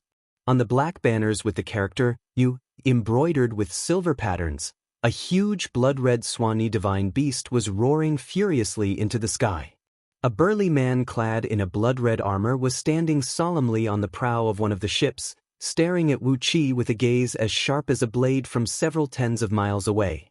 Wu Qi exchanged a glance with the man, then turned to the yaksha indifferently and said with a smile, "I've come to the dark abyss of the Northern Ocean to collect some aquatic treasures. Fellow Taoist, please do me a favor and let me stay here for 3 to 5 days." The yaksha shook his head and cried out, "If you want aquatic treasures, go to Ling Ao Island and find the merchant there." The dark abyss of the Northern Ocean was occupied by Patriarch 10,000 years ago. Now, it is his temporary imperial residence. If any outsider dares to step into it. Thud. Yaksha hammered his own head heavily, laughed evilly, and said, "Idiot, how could I forget about this? Any outsider who steps into the dark abyss without permission will be put to death. This was the rule 2 years ago, but it has changed now." Holding the pitchfork in his hand, he thrust it into the water. A water rope as thick as a thumb soared out from the waves, thrusting straight towards Wu Qi. With a thought in his mind, Wu Qi simply let the water rope bind him. The water rope tied Wu Qi tightly, forming an ancient divine rune on Wu Qi's body that represented the meaning of binding and confinement. The 10 flying ships arrived at the edge of the dark abyss of the Northern Ocean. The burly man standing on the prow cried out sternly, "Patrolling yaksha, please give me that Taoist. I'll definitely reward you handsomely for your kindness today." The Yaksha gave the burly man a cold glance, then spun and left without saying a word, carrying the water rope that bound Wu Qi. The burly man said anxiously, "Fellow Taoist, please do me a favor. This Taoist killed my brother-in-law. How am I going to face the world if I don't avenge him?" Wu Qi gave a strange laugh, then turned to look at the burly man on the flying ship, winked at him, and made a face at him. The Yaksha, who was walking on the waves in the depths of the dark abyss with Wu Qi, turned around and cried out angrily, "Cut the crap! This Taoist is now a member of Miao Ying Palace. If you want to bring him back, go and talk to the elders. Don't talk with me." He snorted a few times, then scolded in a low voice, "We are just laborers who patrol the ocean. Our superiors have given us orders, so we just need to follow their orders. Why are you talking to us? TSK, TSK, TSK, TSK, TSK, TSK, Taoist, you refused to leave when I asked you to. Now, you are going to be a coolie just like us." On the flying ship, the burly man, Mo Feihu, Niu Han's brother-in-law, General Diu Lao Ai, one of the 4 great generals guarding Ling Ao Island, stared at Wu Qi with a flustered and exasperated expression, his body trembling with rage. He raised his hand, about to give the order for 10 flying ships to charge into the territorial waters of the dark abyss of the Northern Ocean and bring Wu Qi back by force. But after a brief moment of hesitation, he could not make up his mind. He stamped his foot and cursed under his breath, "Forget it. Niu Han is dead meat this time. Who is that old fellow? What kind of evil spell did he use to turn him into that? TSK, forget it. I bet this Taoist has no idea who that old cicada is." With a wry smile, Mo Feihu brought the 10 flying ships back to Ling Ao Island. His order could still be vaguely heard in the wind. "Send a few smart scouts to keep an eye on this area. If they see that Taoist, send word back immediately. Prepare a generous gift. Select a batch of blue abyssal coral spirits, and send them to the Directorate of Celestials of Feng Province together with Niu Han. Ask the right minister to personally help and see if he can break the spell on him. What a bastard! That old fellow." The flying ships left into the distance. Carried by the Yaksha, Wu Qi flew all the way to the depths of the Northern Ocean. Wu Qi did not say a word, but the Yaksha kept silent for a while, then began to ramble on. The clan of Yakshas was the incarnation of the demons living in the ocean. They were loyal, brave, mighty, and extremely strong. Some of them were born with innate divine abilities. Therefore, the main force of the armies and servants of those almighty experts who ruled the ocean, or those dragon kings, were Yakshas. However, Yakshas were, after all, the incarnation of demons, and their brains were not enough to process the information. The Yaksha in front of Wu Qi was one of them. With just a few words, he had basically told Wu Qi all the things that he could come into contact with in Miao Ying Palace. After the patriarch of Miao Ying Palace occupied the dark abyss of the Northern Ocean, she built Miao Ying Palace at the bottom of the abyss as a temporary palace, with the purpose of using the extreme Yin energy found in the land of 9 Yin negate Yang in the deepest part of the dark abyss to craft some powerful weapon of the Fiend League. For nearly 10,000 years, Miao Ying Palace had set up an iron rule: anyone who did not belong to Miao Ying Palace would be killed on the spot. However, 2 years ago, the goddess Miao Xian, who was in charge of all the internal and external affairs of Miao Ying Palace, was patrolling the Northern Ocean. She had captured a man from somewhere. Wu Qi had no idea what the man was capable of, as he managed to convince goddess Miao Xian with just a few words.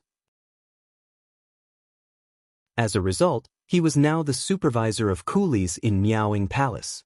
Wu Qi thought he had heard it wrong. He moved closer to the Yaksha and asked loudly, "What? Supervisor of coolies?" The Yaksha gave Wu Qi a pitying look, then patted Wu Qi's shoulder and said, "Taoist, what do you think? TSK, this is the order given by Supervisor Lu. For the past 2 years, if there are still people who trespass Miao Ying Palace, TSK, we are not allowed to kill them, but capture them alive and send them to be coolies." The Yaksha smacked his lips, laughed foolishly, and said, "I was sleepy just now, and almost forgot about this new rule. I was thinking that since you refused to return, I would kill you and feed you to the fishes. I suddenly remembered Steward Lu's rule, so you can't blame me. It's your bad luck. Go and be a laborer. Wu Qi's eyes darted back and forth as he moved his body slightly, loosening the water rope that bound him. He possessed the innate water energy essence. Although the restrictive technique used by this yaksha was ingenious, the source of its energy was too weak. Therefore, there was no way it could restrain Wu Qi, and he could easily shatter the water rope and escape at any time. Besides, it would not be dangerous for him to be a coolie in Miaoying Palace. He could sneak into Miaoying Palace and gather some information. Miaoying Palace occupied the dark abyss of the Northern Ocean. It was the temporary imperial residence of some patriarch, an existence that even the officials of Yu Dynasty did not dare to offend. Wu Qi knew that it would be extremely difficult for him to obtain the thread of innate yang energy in the depths of the dark abyss. But no matter how difficult it was, he had to give it a try. Immortal cultivators were like rowing a boat against the current. If they did not struggle with all their might, how could they make any progress? Bringing Wu Qi along, the yaksha trod on the waves and parted them, bringing with him the sound of splashing water. Wherever they passed, no matter it was the big birds flying in the sky or the big fishes swimming in the water, all of them dodged and fled hastily, not daring to stand before the yaksha. The two of them traveled for several hundred miles without any mishap. Before them, a pitch-black reef stood towering on the surface of the water. A few equally hideous yakshas were laughing merrily, fishing with fishing rods in their hands. However, the aura emanating from these yakshas had a very strong deterrent to the fishes. No fish dared to take the bait when they were fishing on the reef. All the fishes within 10 miles had long fled. Pulling Wu Qi along, the yaksha rushed to the reef excitedly, showing off with a proud face. Brothers, we've caught a live prey. We're lucky today, as we've caught a live prey. Ha! A few yakshas threw away their fishing rods and came over to Wu Qi, pinching him a few times with their hands and feet. Wu Qi felt his hair stand on end. The claws of these yakshas were bony and covered with a thick layer of scales, which made it hard for him to touch them. One of the yakshas held up 3 fingers and said, "If you are not strong enough, you will die of exhaustion in 3 months." Another yaksha punched Wu Qi's chest, grinned and said, "The muscles on his chest are not bad. I say he will die of exhaustion in 6 months." One after another, the few yakshas placed their bets on when Wu Qi would die of exhaustion. The longest bet was that he would die of exhaustion in the black mine in 10 months. They took out their bets and handed them to the oldest yaksha to be the witness. These yakshas must be very poor, so the bets they took out were only a few shabby low-grade spirit stones, which could not even be considered as low-grade. Apart from these spirit stones, there were also a few worn-out pearls and a few broken fish scales. When the yakshas were done placing their bets, the yaksha pulled Wu Qi up with a smile and walked into a teleportation formation on top of the reef. A beam of light flashed, and Wu Qi and the yaksha disappeared from the reef at the same time. When the light reappeared in front of Wu Qi's eyes, he had come to a mine that was surrounded by pitch-black holes, from which a series of clanking noises could be heard coming from all directions. Nearly 1,000 yakshas, clad in armors and holding sharp blades in their hands, stood at the entrances and exits of the mine, scanning left and right with stern gazes. Some cultivators, whose clothes were ragged or even barely covering their bodies, were panting in a low voice as they tried their best to drag carts made of pure iron out of those deep mines, pitch-black and heavy ores one after another with great difficulty. Obviously, those ores were extremely heavy. The wheels of the mine carts made of pure metal rubbed against the ground, sending out sparks from time to time, and leaving deep tracks on the ground. The mine Wu Qi was in was tens of miles in both width and length, with a height of 7 to 8 miles. The walls of the mine were filled with tunnels, and there were at least 200 entrances of different sizes. Suddenly, a loud noise was heard coming from one of the entrances. A cultivator, who was dragging a mine cart, fell silently to the ground, with no sign of life left in his body. A few yakshas came over to have a look, then turned to look at Wu Qi at the same time. They waved their hands at Wu Qi, then one of them laughed and said, 2 months and 10 days, I'm so tired. Tiske I've won. Newcomer, You take my place." The Yaksha who brought Wu Qi here gave a loud laugh. With one hand he sliced Wu Qi's body and cut the water rope, then grabbed Wu Qi and threw him into the mine several miles away. Yakshas were born with incredible strength. With just one throw, Wu Qi was thrown a few miles away, landing right in front of the mine entrance. One of the Yakshas grabbed the metal chain from the mine cart and wrapped it around Wu Qi's shoulder. Another Yaksha grabbed a leather whip and lashed it fiercely at Wu Qi. "Work harder," he snapped sternly. "Otherwise, I'll kill you." The whip lashed heavily on Wu Qi's body, ripping the linen cloth covering him.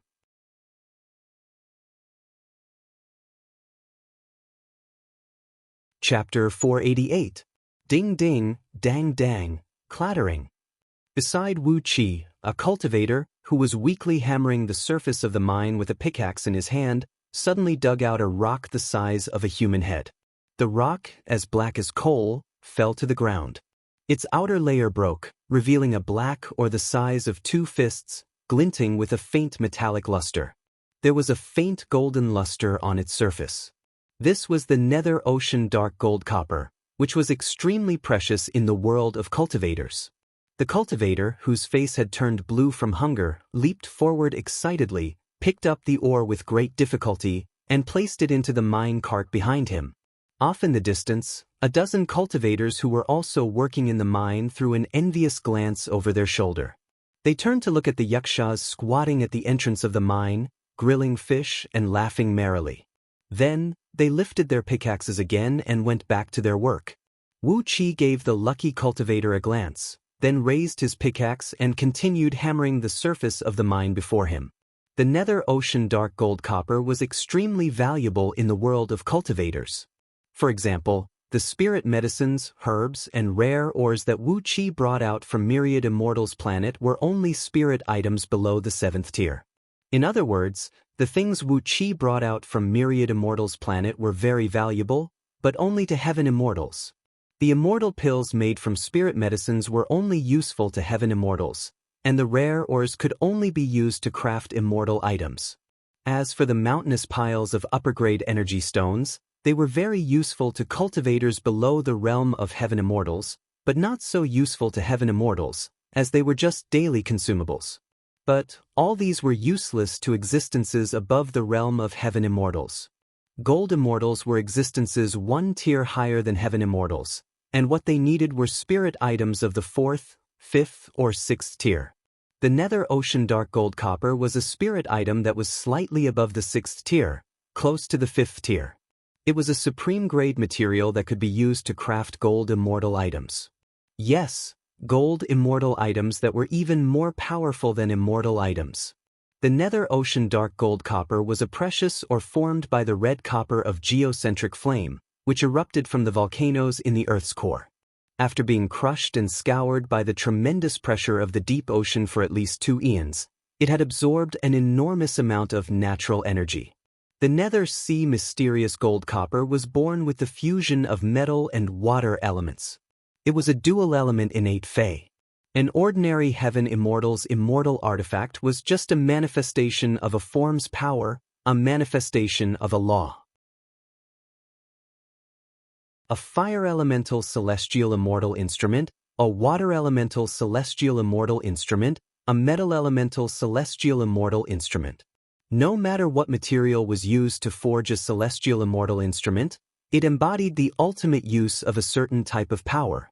It was the embodiment of a power that was close to the core of a certain law. As for gold immortal artifacts, the power of gold immortals lay in the fusion, mutation, distortion, and transformation of laws.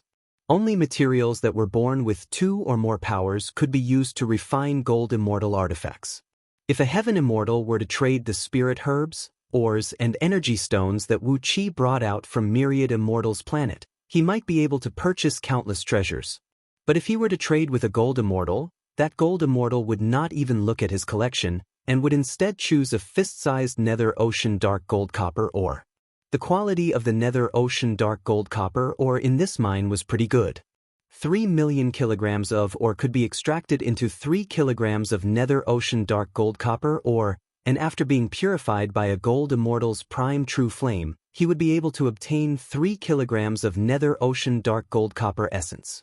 In the hands of a gold immortal, half a kilogram of nether ocean dark gold copper marrow, together with some other supplementary materials, could be used to craft a gold immortal item that had the combination of metal and water energy, a magical item that was infinitely powerful.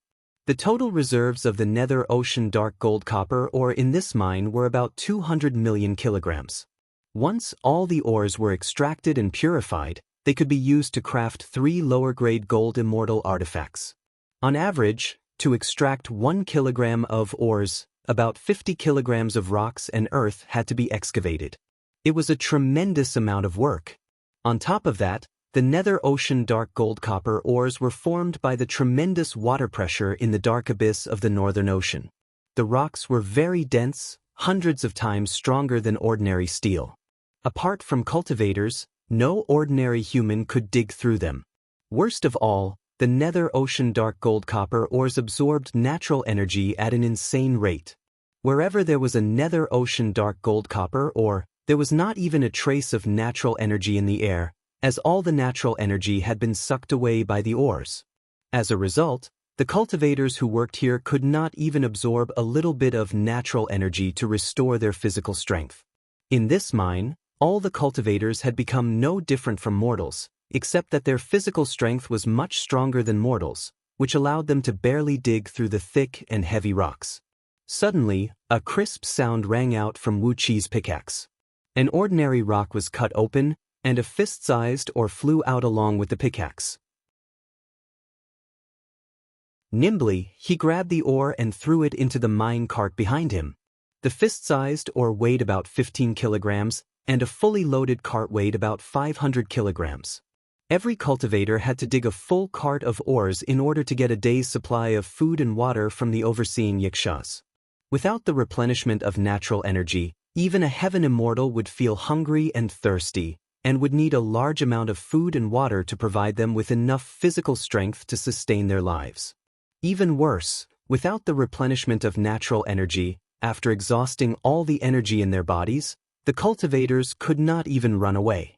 Looking at the less than half a cart of ores behind him, Wu Qi touched his chest with his finger, pulled out a stream of water from the spirit-breeding ring, and drank it with his head tilted back. There were 10,000 Longbow people living in the spirit-breeding ring, and Wu Qi had prepared a large amount of food and water for them.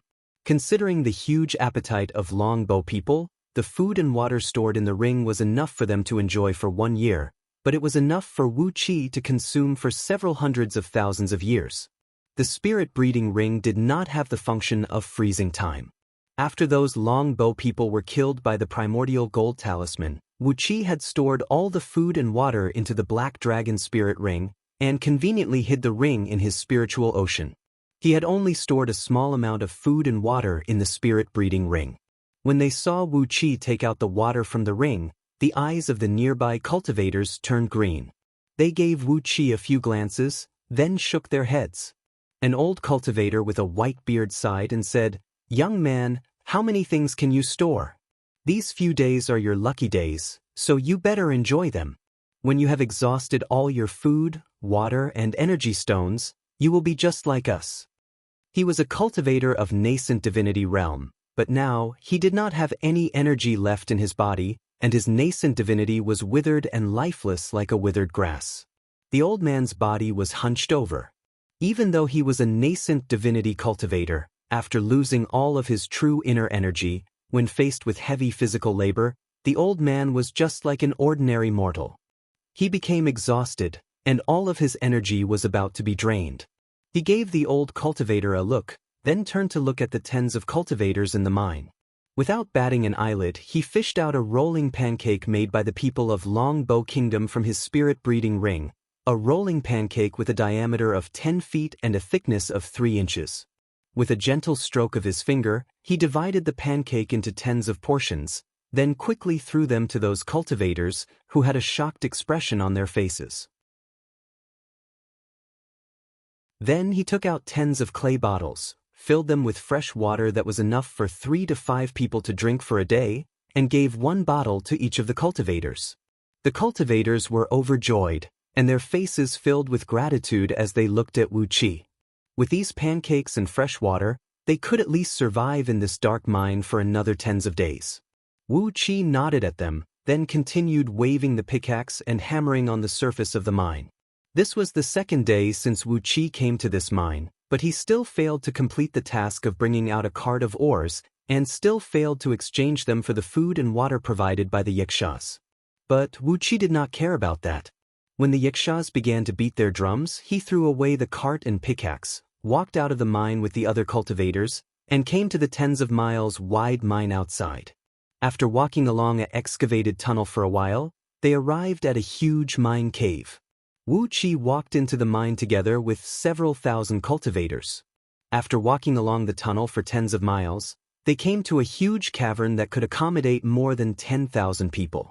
Countless stalactites were hanging from the ceiling of the cave, which was about a mile high, and clear water was dripping down from them. A cultivator was extremely thirsty. He raised his head stealthily, opened his mouth slightly, and let a drop of water fall into his mouth. Suddenly, a beam of blue light shot over from a corner. A ferocious-looking female Yaksha threw out a flying sword and killed the cultivator. The surrounding Yakshas burst into laughter, clapping and stamping their feet excitedly. Some of them even swayed their hips and danced. The cultivators waited quietly in the cavern.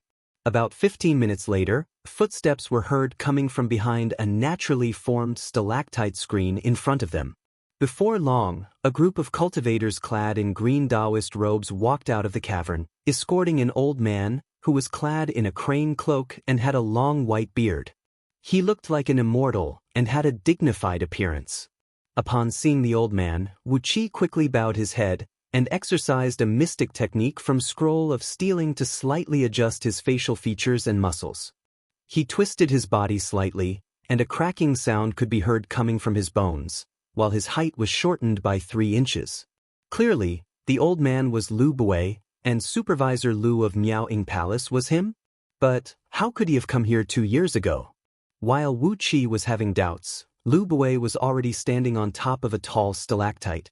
With a deep breath, he shouted, "The cultivator who has mined the least ores this month will be executed." A beam of blue light flashed, and a female cultivator, whose face had turned pale with fear, let out a shrill scream. But as she was about to turn and flee, the blue light caught up with her and swept across her waist, cutting her in half. Lu Bui nodded and said satisfyingly, "This is the consequence of not working hard." Clearing his throat, Lu Bui smiled faintly and said, "There are 38 new fellow Taoists joining us this month. I would like to invite the new fellow Taoists to come to the front. Hand over all your magical storage items, flying swords, and magical treasures. Otherwise, don't blame me for being merciless." Amidst the crowd of several thousand cultivators, an evil cultivator with a ferocious-looking face laughed evilly. Suddenly, a dense dark smoke rose from his body, transforming into a bony fiend that sprung into the air and leaped towards Lu Bui. Wu Qi raised his head and looked at the clump of dark smoke, then turned to look at Lu Bui from the corner of his eyes.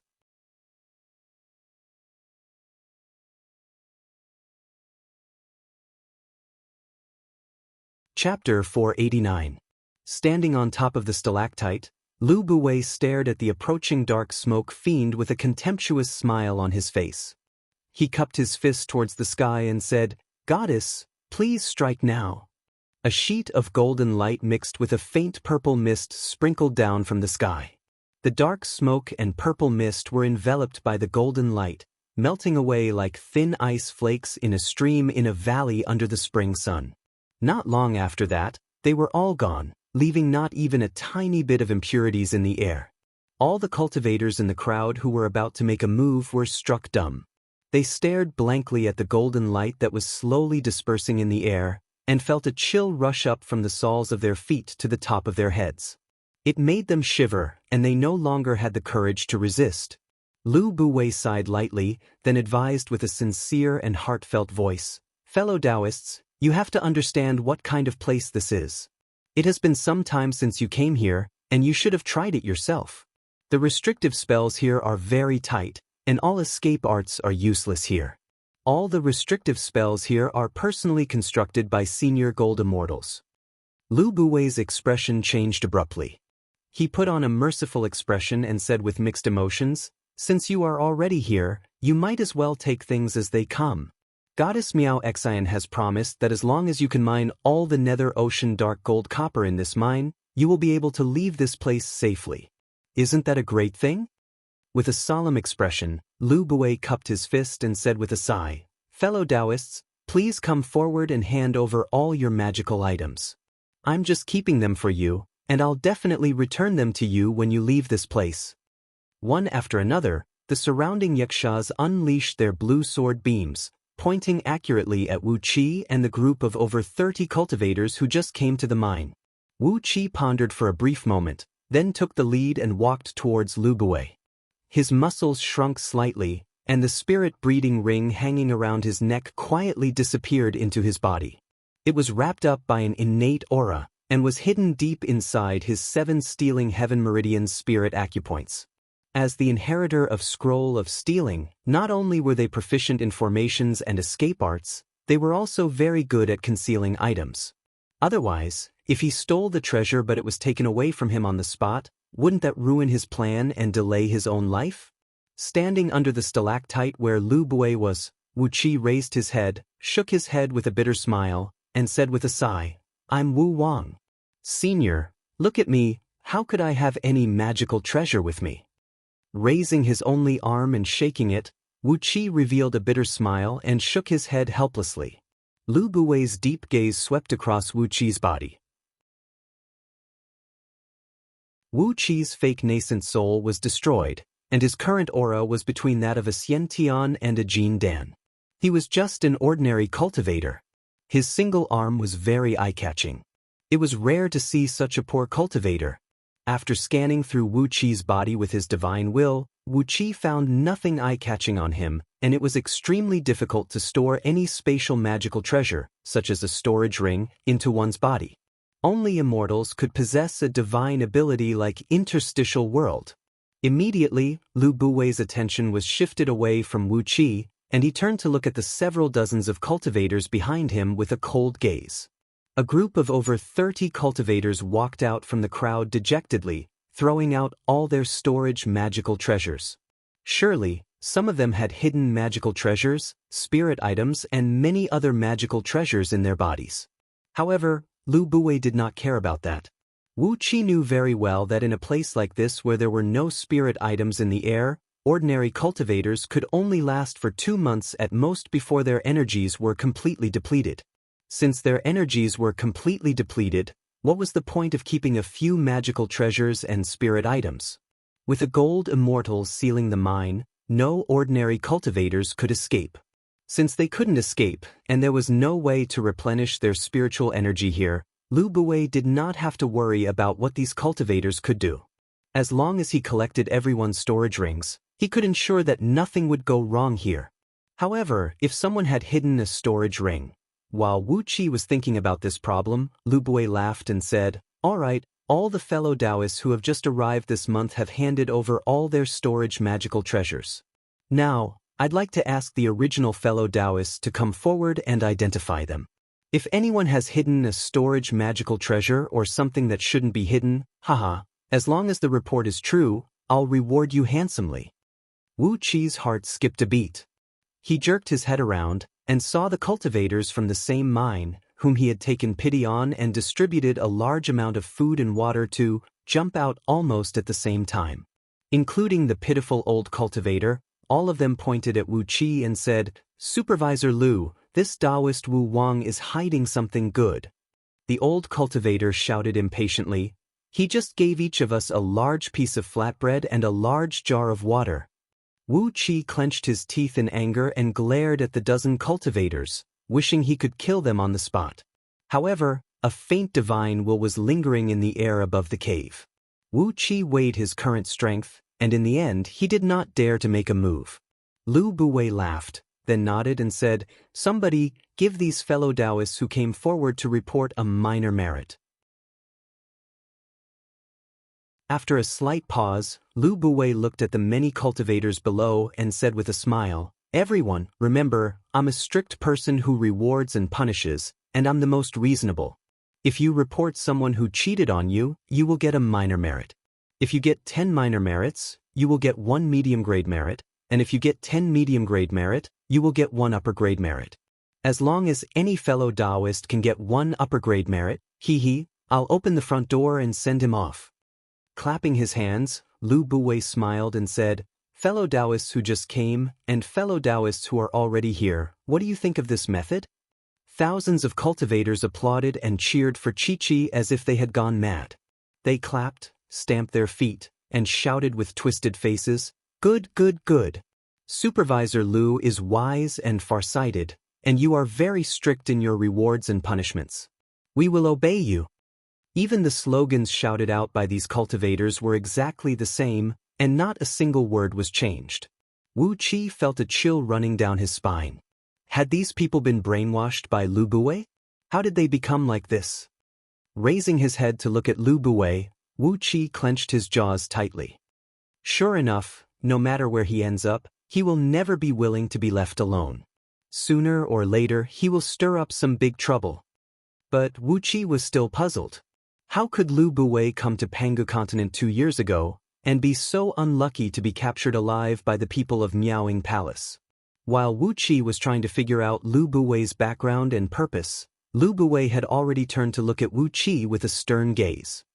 "Fellow Taoist Wu Wang, what else do you want to say? Quickly hand over all your storage Dharma treasures. I won't go too far and won't impose any additional punishment." With a wry smile on his face, Wu Qi gave those cultivators who had reported him a glance, then turned to look at Lu Buwei, breathed out a long sigh, and said, "Supervisor Lu, you're really cunning. Just now, I felt sorry for them, so I gave each of them some flatbread and water. It is the food and water I usually prepare when I go into secluded cultivation. At that time, they gladly accepted my gift, but little did I expect that they would betray me so quickly." Lu Buwei smiled faintly.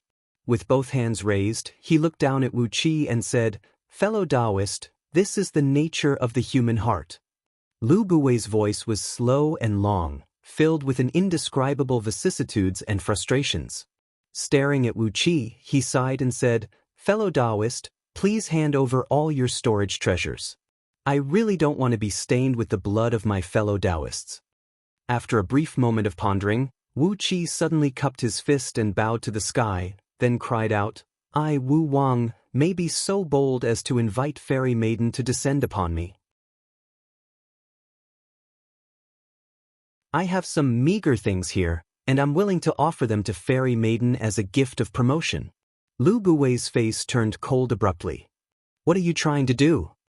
he cried out harshly. An erratic voice drifted down from the sky. "Taoist Wu Wang? What things do you have that you dare to offer as a gift of promotion?" Wu Qi threw his head back and said, "I've encountered a mortal enemy in the outside world. All my magical treasures were destroyed, and one of my arms was chopped off. By chance, I learned from an immortal of Myriad Immortal Alliance that there is a patriarch who has built a temporary palace in the dark abyss of the Northern Ocean. I wanted to seek refuge with him, but I was captured alive and brought to this mine by a freak combination of factors. Today, I'm willing to offer you some treasures, just to be your disciple." The voice, which was hard to tell whether it belonged to a man or a woman, came faintly again. "That's easy. Let me see what treasure you have first." Clenching his teeth, Wu Qi silently exercised his cultivation technique. A surge of energy surged through his body, and before long he spat out a jade bottle from his mouth. Carefully, he pointed a finger at the bottle, and a bright light shot up into the sky. Inside the bottle was a fragrant Ganoderma, stacked layer upon layer, emanating an intoxicating fragrance. This fragrant Ganoderma was a genuine gold immortal spirit herb, which Wu Qi found by luck in the passage outside Lady Dark Goldwater's temporary palace. To heaven immortals and cultivators beneath the heaven, the fragrant Ganoderma was a deadly poison. But, to gold immortals, it was a supreme treasure, possessing all sorts of indescribable miraculous functions. Suddenly, 3 loud laughs that could not conceal their joy were heard coming from the void. Is this a fragrant Ganoderma? And it's actually a 100% good treasure? Although you are in a sorry state, you do have a good heart. Well, you don't have to stay in this mine anymore. From now on, you will be my outer sect disciple. You will be in charge of some chores, and if you can pass the test of 1,000 years, you will become an official disciple of Miaoying Palace. Golden light mixed with purple mist sprinkled down from the void. The dozens of cultivators who came forward to report Wu Qi let out miserable howls, and at the same time, large sheets of sticky flame that looked like liquid gold burst out from their bodies. In just a few breaths of time, all these cultivators were burned into a pile of white ash. A dead silence reigned in the surroundings. No one dared to make a sound, and only Wu Qi stood there with a complacent smile on his face. Lu Buwei's face twisted. He gave Wu Qi a deep look, then suddenly said, "Goddess, you can't accept this man." Wu Qi flew into a rage. He glared at Lu Buwei and cried out sternly, "Supervisor Lu, what have I done to offend you?" The gentle voice was heard coming from the void. "It is not up to you to decide whether to accept him or not. Supervisor Lu, just do what you are supposed to do. Don't worry about other things and don't interrupt. You will only bring disaster to yourself if you are too talkative." After a brief pause, the voice chuckled and said, "Wu Wang, from now on, you will be the deputy supervisor of this mine. You will work with Supervisor Lu wholeheartedly."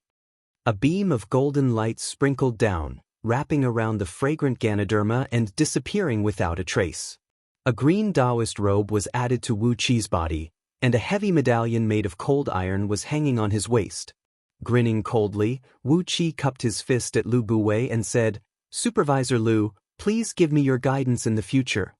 Lu Buwei gave Wu Qi a gloomy look, then spun and left the mine with his men.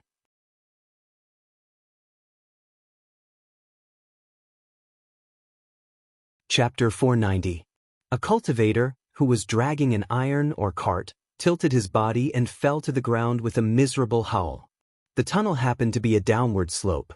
As he fell, the iron chain slipped off his shoulder, and the cart immediately lost its traction, sliding down along the path it came from.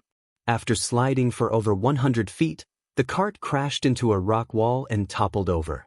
Both the cart and the oars fell into a deep ditch at the side of the tunnel. One of the supervising yakshas let out an angry hiss. He raised his hand and shot a blue light at the cultivator. The blue light went straight for the cultivator's temple. From the looks of it, it was clearly going to pierce through the cultivator's head and take his life. Accompanied by a few yakshas, Wu Qi, who was standing in a distance and observing the entire mine, suddenly cried out, "Stop it!" The yaksha was taken aback. Hastily, he waved his hand at the blue beam, but it had already touched the cultivator's skin and left a shallow bloody mark on the cultivator's temple.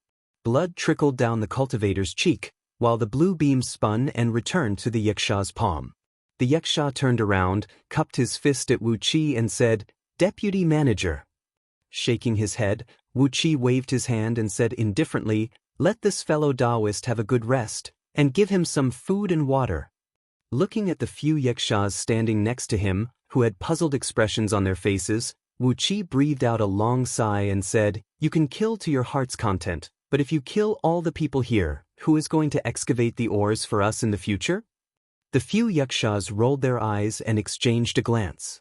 One of them bent his waist and said carefully, "Deputy manager said that these cultivators must be strictly disciplined. He said that the amount of nether ocean dark gold copper in this mine is limited, and it will take several thousand cultivators several years to excavate it all. On top of that, more and more cultivators are being brought here, so it doesn't matter if some of them are killed or injured." Giving the yaksha a cold glance, Wu Qi suddenly pulled out the sword hanging on the waist of another yaksha and chopped off the yaksha's head. Blue blood spurted out from the broken neck of the yaksha. The hissing sound of the blood spurting sounded like a fountain. Wu Qi wiped off the blood on his face, then threw the sword to the ground with a clang. Countless cultivators emerged from the surrounding mines, cautiously observing the commotion here. On the other hand, the supervising yakshas stared at Wu Qi in horror, their huge bodies retreating in panic. Especially the few yakshas around Wu Qi. They prostrated themselves on the ground and kowtowed repeatedly, loudly begging Wu Qi to spare their lives. Wu Qi raised his single arm high up into the air and cried out in a stern voice, "Fellow Taoists, I don't care why you came to the Northern Ocean and why you were trapped in this place. But now that I can make the decision here, I can't let another fellow Taoist die for no reason." With a sobbing tone, Wu Qi howled, "Fellow Taoists, you have worked hard for hundreds of years, even thousands of years, to attain the cultivation base you have today. As an immortal cultivator myself, I naturally know how difficult it is to meet dragons and tigers every day, and how difficult it is to refine a tiny bit of energy. Only I know how hard it is for us, the immortal cultivators, to endure until now." A gleam flickered in the gray eyes of those cultivators, and a strange life force suddenly emerged from their numb bodies. I was lucky enough to be accepted by Goddess Meng as my disciple. Although I am just an outer sect disciple, I am also the deputy supervisor of this mine. Today, I'll be so bold as to promise that as long as you work hard every day, food and drink will be provided freely, and all my fellow Taoists will have their fill. Fellow Taoists, just do your best and work hard. Once all the mineral veins in this mine have been excavated, I'll definitely urge Supervisor Liu to fulfill his promise. After a brief pause, Wu Qi cried out, "From today onwards, Supervisor Yakshas are not allowed to kill anyone. Whoever dares to do so, I'll definitely take his life." One after another, the Yakshas dropped to their knees and answered respectfully. The several thousand trapped cultivators were stunned for a moment. Then someone became the first to cheer. Immediately after that, the other cultivators began clapping and cheering. Some even jumped up in excitement. For a time, the sounds of cheering caused the entire mine to tremble. Everyone's cheeks were flushed with excitement. So, especially the cultivators who were saved by Wu Qi just now, they dropped to their knees in the mine with tears of gratitude, kowtowing to Wu Qi again and again. Looking at the thousands of cultivators who were cheering and jumping with joy, Wu Qi just smiled faintly. Lu Buwei was like the dark night above the graveyard, ruling over these cultivators with endless terror and the threat of death. On the other hand, Wu Qi had maliciously torn a large hole on the dark curtain that Lu Buwei had purposely constructed, allowing a faint ray of light to shine through. First, Wu Qi had gained the gratitude of these cultivators. Among these cultivators, there were bound to be some who still had a conscience. Perhaps, Wu Qi could recruit them, and in the future, they could become his power. Second, Wu Qi had ruined some of Lu Buwei's plans. No matter what Lu Buwei wanted to do, Wu Qi would just have to fight him head-on. Third, Lu Buwei would always respond to Wu Qi's blatant interference. Once a conflict broke out between Lu Buwei and Wu Qi, regardless of whether the conflict was good or bad, it would definitely reach Goddess Miao Xian's ears. And Wu Qi had a feeling that Goddess Miao Xian would be very happy to see Wu Qi making such a ruckus. This was the third day since Wu Qi came to this mine, and he had already begun to deliberately break the rules set by Lu Buwei. Flying before the cultivator who kept kowtowing, Wu Qi helped him up, patted his shoulder, and said with a deep voice of encouragement, "Fellow Taoist, hang in there. I promise you, as long as I can still have a tiny bit of power in this mine, I'll never let any fellow Taoist die unjustly." The cheers of the surrounding cultivators grew louder and louder. Wu Qi waved his single arm and greeted the surrounding cultivators. After that, he glared at those yakshas and roared, "What are you waiting for? Go prepare some food and water. Hurry up. In the future, if any fellow Taoist needs some water, bring it to him quickly. If any fellow Taoist's only son is hungry, bring it to him quickly. If any fellow Taoist has a headache or fever, you will be the filial son and grandson, and show me your utmost respect." One after another, all the cultivators stuck out their chests. Half of them looked gratefully at Wu Qi, while the other half looked disdainfully at those yakshas who were kneeling on the ground and dared not to raise their heads. Amidst Wu Qi's loud scolding, these yakshas ran out of the mine in a sorry state. Before long, they returned with a great amount of clean water as well as food made from seaweed, fish, and some other raw materials, which they distributed to all the cultivators in the mine. A few exquisite stone caves were excavated in the mine. Some were built on the left and right sides, and some were built in the front and back. The interior of the caves was well furnished, with stone tables, stone chairs, and stone beds.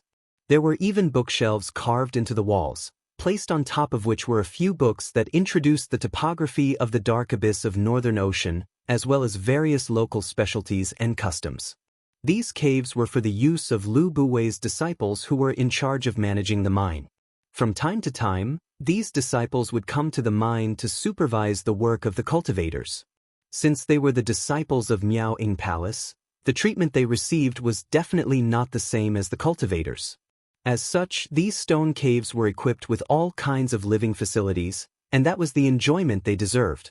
After ordering the yakshas to provide sufficient food and water to the cultivators, Wu Qi chose a stone cave that was furnished with the most luxurious furnishings. He lay on a stone bed with his limbs spread out, reading the books provided in the cave. These books were compiled by Miao Ying Palace herself, and they were filled with detailed information, even including the topography of the north, northwest, and northeast of the dark abyss of Northern Ocean. According to the books, the north of the dark abyss of Northern Ocean had become a large and densely populated province. Right behind it, the distance between the two provinces was about the same as the distance between Zhong Province and Northern Ocean. It was the administrative center of Feng Province, another first-grade province of Diyu. However, as the distance was too far, there were not many interactions between Feng Province and Zhong Province. The mortals never had any contact with each other for generations, and the cultivators who came to Pangu continent rarely traveled between the two provinces.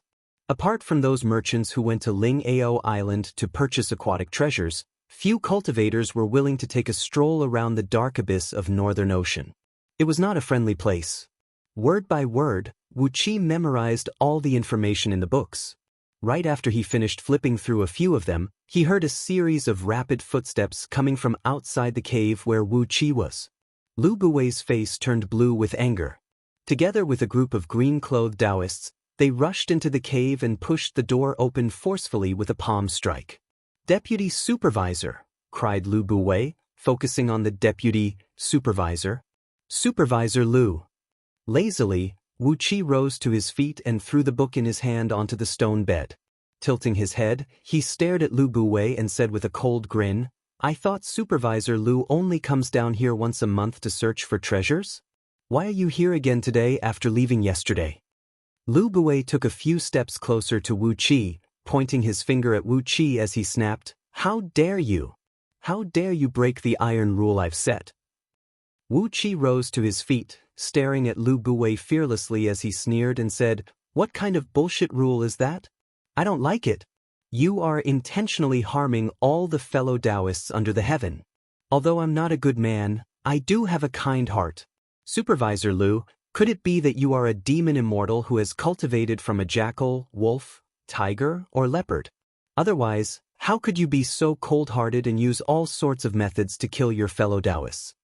The expression on Lu Buwei's face turned even more unsightly. "What a compassionate deputy supervisor," he said with a cold grin on his face. After letting out 3 wild laughs, Lu Buwei spun and left. Behind him, all the executing disciples gave Wu Qi a pitying look, then turned and followed behind Lu Buwei. When Wu Qi came to the entrance of the cave, he smiled and waved at Lu Buwei, saying, "Take care, supervisor. Be careful." Wu Qi's laughter was loud, but his eyes were filled with a cold gleam, without the slightest warmth. He raised his head and looked at those supervising yakshas, who lowered their heads in fear and bowed to Wu Qi. On the second and third day, Lu Buwei did not show up, but from time to time, a few of his disciples would come to the mine and show their faces. On the fourth day, the leader of the supervising yakshas came to Wu Qi with a timid look on his face, whispering a few words to him. "Deputy Supervisor, the output of ores has dropped by 2 times in the last few days, and is now less than 30% of what it used to be. If this goes on, all of us will be severely punished by Elder Miao Xin. It doesn't matter that you've contributed some spirit herbs and immortal herbs to Elder Miao Xin, but we are dead meat. The Yaksha leader dropped to his knees, kowtowing and begging Wu Qi. Wu Qi was taken aback. His face turned blue as he cried out sternly, "Gather everyone. I'll give you the time to finish a pot of tea." Immediately, several thousand cultivators rushed out from the surrounding mines.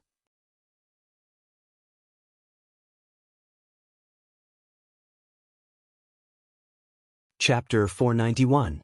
In the depths of the dark abyss of the Northern Ocean, in a place where no sunlight could be seen since ancient times, an exquisite palace was emitting a faint glow. A very thin cloud was shackled by a very powerful Dharma power, measuring 100 miles in length and 100 miles in width. Numerous palaces and pavilions stood loftily on the cloud. On each of the four corners of the cloud were four strangely shaped pagodas, exquisite and emanating an eerie evil aura. This cloud was no more than 100 miles wide, and the tall, thin tower was also over 100 miles tall. The base of the tower was only about 100 feet in circumference, and from a distance, it looked like four thin needles. The pagodas were built from bone bricks that measured 4 feet and 9 inches in width after being carefully polished using the bones of some unknown beast. There were no patterns on their smooth surfaces, only the natural patterns of the bones. The four pagodas were shrouded in a very strong evil aura. Their surfaces were shrouded in phosphorescent flames, and four large blood-red lotus-shaped basins were erected on top of their spires. They were filled with a sticky, blood-red liquid, and a flame that stood several tens of feet tall was burning ragingly.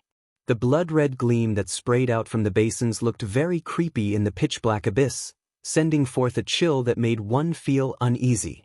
The exquisite and luxurious palaces and pavilions were extremely luxurious, but all the buildings, flower beds, gardens, and many other things were shrouded in green phosphorescent flames and blood-red fiend flames. There were no pedestrians in the surroundings. Men and women clad in long black robes, their faces deathly pale like masks, were standing quietly at the corners of the palaces and pavilions. They looked like puppets made from human skin, which added a sense of death to the palaces. When one took a closer look, one would find that there was a pitch-black cave entrance about 100 miles in diameter under the thin cloud, about 100 miles deep. The cave entrance was roughly round in shape, from which black mist kept billowing out.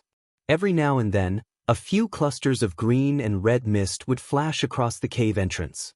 Vaguely, one could see a fiend god with a translucent body, dressed in strange outfits, sitting cross-legged on red lotus thrones with a solemn expression on his face. He was hovering amidst the black mist with a long banner in his hand, vaguely forming a strange formation. This palace was none other than Miaoying Palace. This cave entrance was the land of 9E Negate Yang under the dark abyss of the Northern Ocean. As of now, Patriarch Miaoying Palace had built a temporary palace in the land of 9E Negate Yang, and for over 10,000 years, she had been hiding alone in the unfathomably mysterious and dangerous land of 9E Negate Yang, refining the mystic treasures of the Fiend League with the help of the evil and vicious Yin energy contained in it.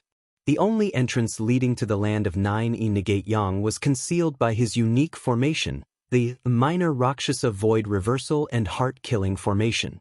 Even with the joint forces of a dozen cultivators who possessed the same cultivation base as Patriarch Miaoying Palace, it was still difficult for them to break through the formation in a short period of time. Inside Miaoying Palace, Goddess Miao Xen was holding a brush in her hand, painting on a sheet of snow-white leather. It did not look like the residence of a cultivator, but was more like a brothel in the mortal world. The leather was peeled off from the body of a young girl from the Longbow Kingdom, and was tanned with the melted snow from 10,000 years of Xianbing essence, as well as 18 other spirit herbs. It was thin, smooth, and could hold the ink well. It was the best painting material in the world of cultivators that Goddess Miao Xen had discovered. Only the prettiest girls from the Longbow Kingdom could have such a leather, measuring several tens of feet in both width and length. If it was a human girl, perhaps the leather would be more detailed, but it would not be as large. A set of 36 brushes of different lengths and thicknesses was made from the hair of 108 teenage girls from the human race, the Long Bow Kingdom, the Feathermen, the Double-Faced Man, and a few other young girls from different races. Each brush was personally crafted by a gold immortal crafting master from the Ministry of Works of the Celestial Court. Both the craftsmanship and the quality of the finished product were impeccable. The pigments used were natural pigments of the best quality. Among them were the crimson blood essence extracted from the hearts of the bravest human warriors, the green and blue bone marrow extracted from the bodies of aquatic demons, and the natural pigments extracted from the bodies of various immortal birds and rare beasts. The entire set of painting tools was exquisite and precious. Even with Goddess Miao Xian's power and status in Miaoing Palace, it took her several thousand years to collect all of them.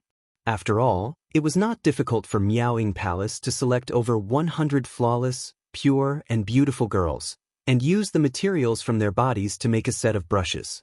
She also needed to collect so many natural pigments to paint with. Therefore, every time Goddess Miao Xian painted, she would be very careful, fearing that she would waste even a tiny bit of the rare materials. Goddess Miao Xian stood naked beside a long table, holding the finest brush in her hand as she carefully traced the eyebrows of a beautiful girl on the painting scroll. Every single strand, every single eyebrow was drawn with the utmost caution, and every curve was drawn with the utmost precision, fearing that the slightest carelessness would destroy this enormous painting scroll that she had been working on for over 1 month. Goddess Miao Xian stood less than 6 feet tall, and her waist measured over 3 feet and 2 inches. Her skin was dark, and the texture was similar to the skin of an old hippo. Despite her plump body, she had a 1-foot-long donkey face, a pair of beady eyes, a flat nose, and a large mouth that hung low and heavy like 2 bananas. There was a distance of at least half a foot between her mouth and the bridge of her nose, but she had a long tongue that could easily lick the bridge of her nose. When she was engrossed in painting, Goddess Miao Xian liked to stick out her tongue and lick her lips. Therefore, her lips were always wet, and drool kept dripping down from the corners of her mouth.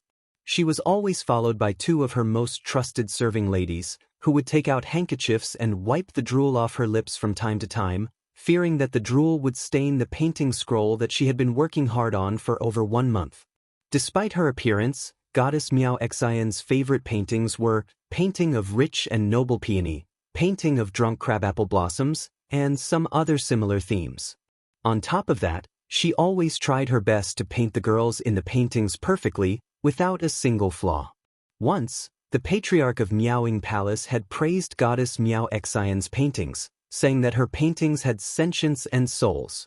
If an almighty expert were to cast a little trick on Goddess Miao Xian's painting, the person in it would be able to come to life and become a real human being. Hee hee. Goddess Miao Xian burst out laughing. Finally, she put away her brush, tilted her head sideways, and began to study the painting scroll that she had spent 1 month of hard work on. It was beautiful and wonderful. In the painting, a young girl was lying timidly on a soft bed under a blossoms of crabapple blossoms. She was so beautiful, so gentle, and so pure. A masterpiece, a supreme masterpiece. Clapping her hands, Goddess Miao Xian roared, "Lu Bue, get your ass out here right now." A plume of dark smoke rolled up from the ground, as 5 little ghosts walked out from it, escorting Lu Bue. The little ghosts uttered a few cries, then transformed into whirlwinds and vanished into thin air. With a calm expression on his face, Lu Bue walked forward. Without bowing to Goddess Miao Xian, he went straight to the desk and studied the painting of crabapple blossoms sleeping in spring for a full 15 minutes. At last, he sighed and shook his head. Goddess Miao Xian's beady eyes went as wide as goose eggs as she cried out sternly, "Shaking your head? What do you mean by that?" Lu Bue breathed out a deep sigh. He cupped his fist and bowed deeply to Goddess Miao Xian as he said, "Goddess, you should not have drawn this painting." Goddess Miao Xian snorted coldly, her eyes bursting with killing intent as she said with a cold grin, "Oh? What do you mean by that?" Wisps of golden light shot out from within her body, as a large golden Taoist robe was draped over her body. A golden wheel of light, about 2 feet in diameter and seemingly forged from pure gold, emerged from behind her head. Vaguely, countless skeletons clad in fine gauze could be seen forming a formation that looked like a lotus flower, dancing gracefully and gracefully. Lu Buwei straightened his body and studied the painting. He did not say a word for a long time. The killing intent in Goddess Miao Xian's eyes grew stronger and stronger.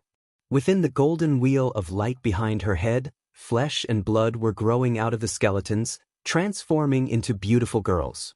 These girls were pointing and whispering at Lu Buwei through the golden wheel, their chuckles drifting out of the wheel and echoing in the palace. Just as Goddess Miao Xian was about to lose control of her killing intent and was about to attack Lu Buwei sighed once again. He shook his head and said, "Goddess, with this painting of yours, how would all the painters in all the heavenly realms and Pangu continent have the courage to paint again?" Pointing his finger at the painting, Lu Buwei cried bitterly, "Once this painting of yours is done, no one in the whole universe will have the face to wield a brush or use ink anymore. Oh goddess, even if there is a tiny flaw in your painting it would still be fine, but it is so natural, as if it is a living creature that has been sealed in the painting. How can other painters rely on a lousy brush to deceive people in the future? With such a masterpiece of yours before me, there is no other painting under the heavens that can enter my eyes." Goddess Miao Xian cried out happily. She nodded her head and said, "Old Lu, you have a good eye. I also think this painting is not bad. Of course, you have overpraised me, and you can't say that in the future." While laughing out loud, Goddess Miao Xian turned her head and looked to the left, then to the right. The more she looked, the better she felt her painting was. Clapping her hands, she pointed at the 2 maidservants standing next to her and said with a smile, "Go, put away the painting properly. Put away all the brushes and ink. How are things in the mine these days?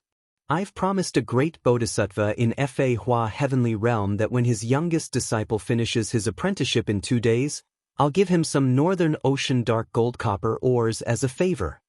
Lu Buwei smiled faintly. With his hands clasped behind his back, he stared at Goddess Miao Xian, who was beaming with joy and said, "Didn't Goddess order the newcomer, Taoist Wu Wang, to be the deputy supervisor?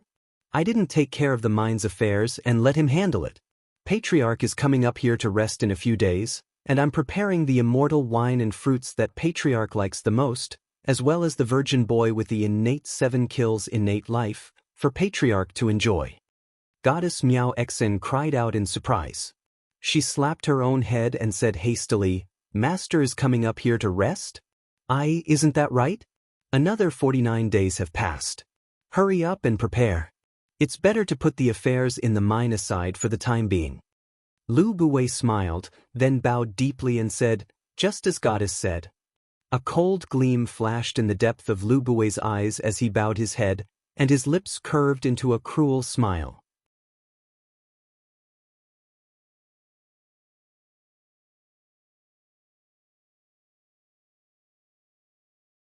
Chapter 492.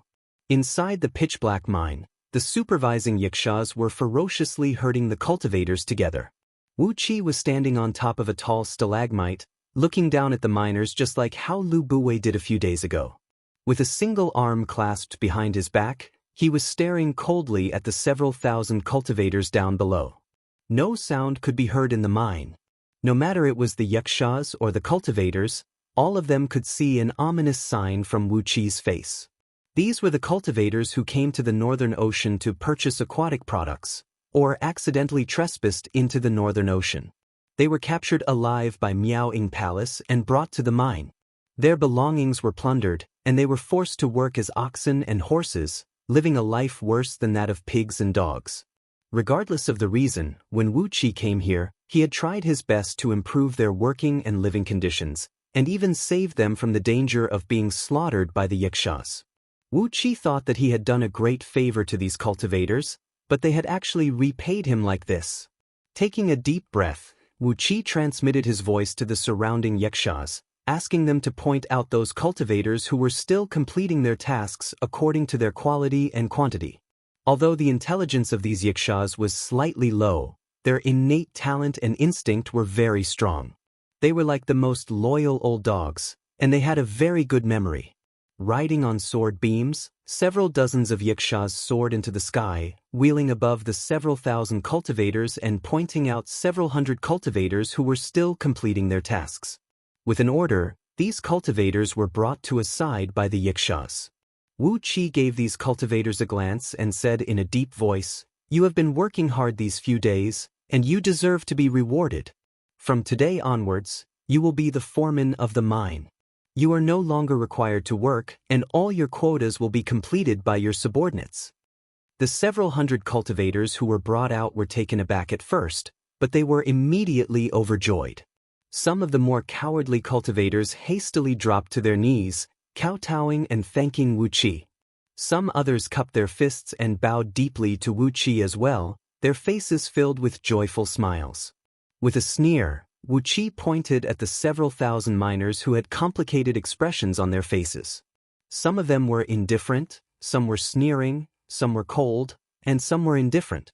He sent a voice transmission to the yikshaws and said, "Beat them as you like, but don't break their bones. Let them continue mining." The yikshaws laughed joyfully. For the past few days, Wu Qi had not allowed them to kill cultivators for fun, and had not allowed them to beat cultivators for fun. The yikshaws, who were fierce and barbaric by nature, had been suppressing their anger.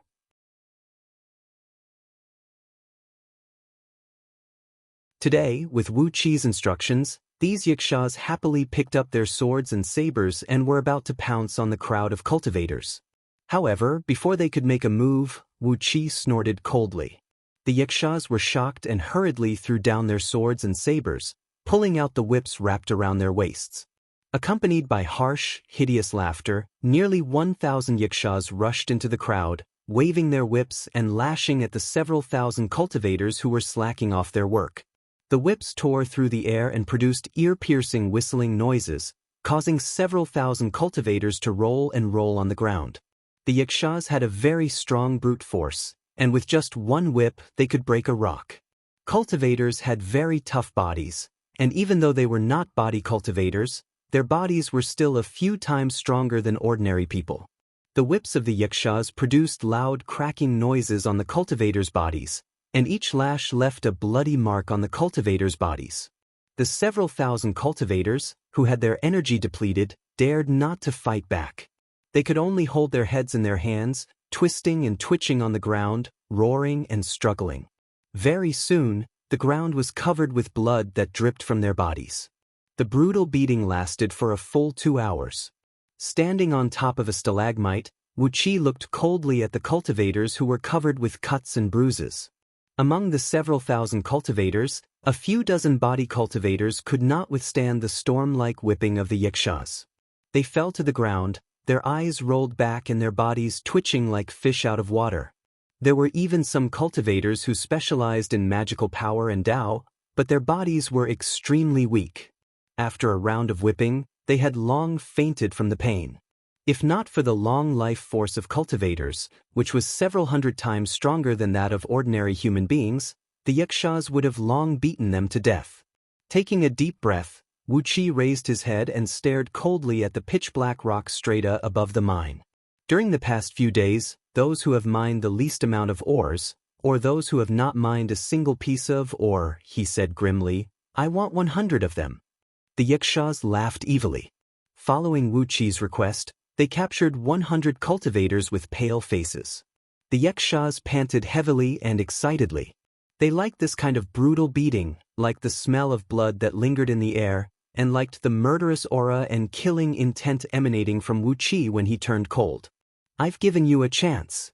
With his hands clasped behind his back, Wu Qi floated straight up into the air, hovering above the heads of the 100 cultivators who were picked out, their faces pale with fear. "But you didn't cherish it. And in this world, there are some things that you should never do. Once you've done it, you have to pay the price." Pointing his finger at the sky, Wu Qi cried out sternly, "I don't care what Supervisor Lu promised you, or what benefits he gave you. Now I'm in charge here. Those who obey me will prosper, and those who oppose me will die. Goddess has appointed me as the deputy supervisor of the mine, and your lives are in my hands." Among the 100 cultivators who were picked out, a short female cultivator rushed out, crying and throwing herself to the ground. Kneeling before Wu Qi's feet, she cried, "Taoist priest, senior, supervisor, I was possessed. Supervisor, he promised us that as long as we made you look bad, he would give us." Wu Qi gave the female cultivator a cold glance, then pointed his finger at her. The female cultivator's body floated up into the air, and in the blink of an eye, he grabbed her by the throat. It was the most vicious and cruel technique in the Inferno Hellfiend scripture, the technique that harmed others to benefit oneself the most. Wu Qi's palm moved slightly, and the female cultivator's body suddenly twitched. A hoarse and desperate howl came out from her mouth. In just a short moment, the female cultivator's body turned into a puff of ashes and dissipated in the air. A low-grade spirit stone fell from the ashes of the female cultivator, clanging against the ground for a few times. A piece of lower-grade energy stone. This was the reason why this female cultivator and the other cultivators went against Wu Qi. For immortal cultivators, only those Xiantian cultivators would value a piece of lower-grade energy stone. But in this mine, for the sake of a piece of lower-grade energy stone, over 90% of the cultivators had listened to the orders given by Lu Buwei's executing disciples, secretly slacking off to teach Wu Qi a lesson. All the energy essence in the female cultivator's body was completely absorbed by Wu Qi. An enormous amount of energy essence rushed into Wu Qi's body and was quickly transformed into a dense fiend energy. The fiend energy in Wu Qi's dantian quickly condensed, and in a blink of an eye, the embryo of Jin Dan began to take shape. A dense black mist enveloped Wu Qi's entire body, turning Wu Qi's body hazy. Only a pair of blood-red eyes could be vaguely seen amidst the black mist. Laughing evilly, Wu Qi waved his 5 fingers and unleashed 5 streams of black mist, transforming into a gigantic black net that blotted out the sky and covered the earth, falling down from the sky. 99 cultivators howled miserably together. They had recognized the method used by Wu Qi. It was the most vicious technique of the Fiend League, a technique that seized all the life force and energy of others, mercilessly plundering all the energy in the bodies of immortal cultivators and turning it into his own. As the saying goes, the heaven cherishes every living thing and always leaves a slim chance of survival. Only a cultivation technique of the Fiend League, the most vicious, cruel, evil and cruel one, could plunder everything in such a blatant way, leaving no chance of reincarnation.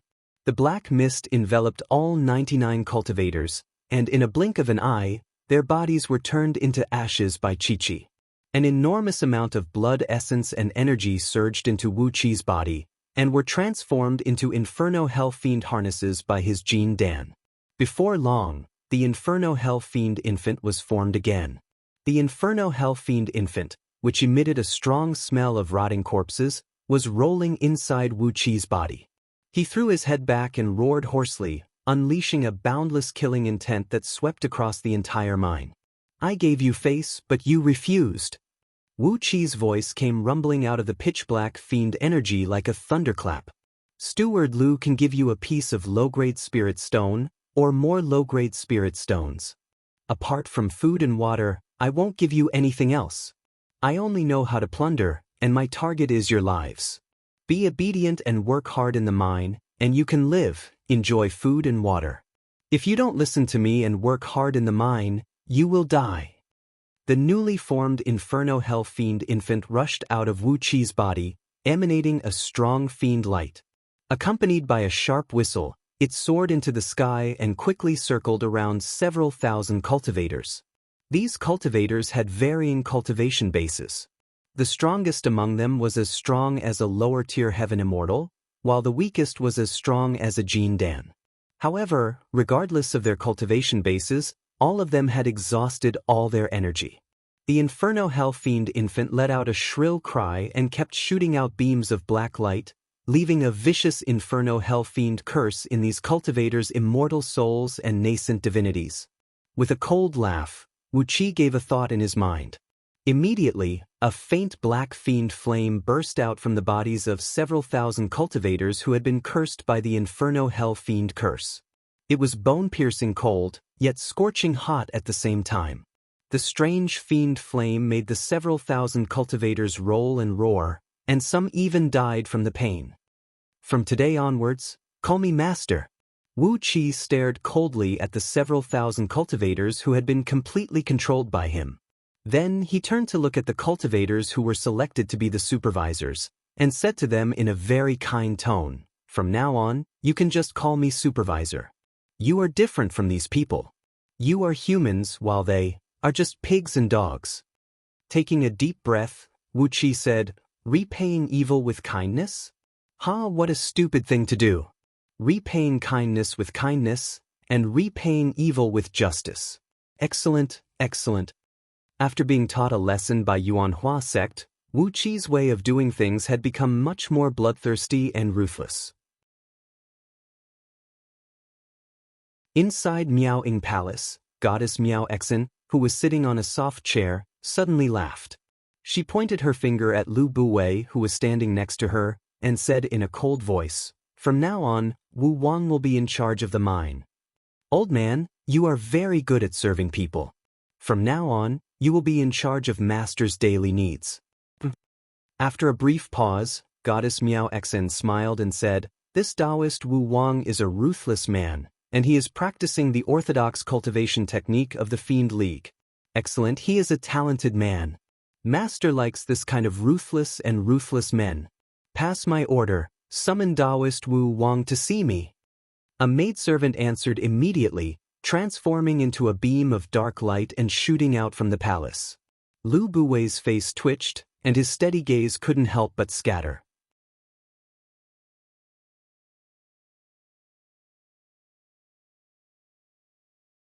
Chapter 493. Wu Qi stood at the entrance of a mine, holding a lower-grade energy stone in his hand as he quietly absorbed the energy within it.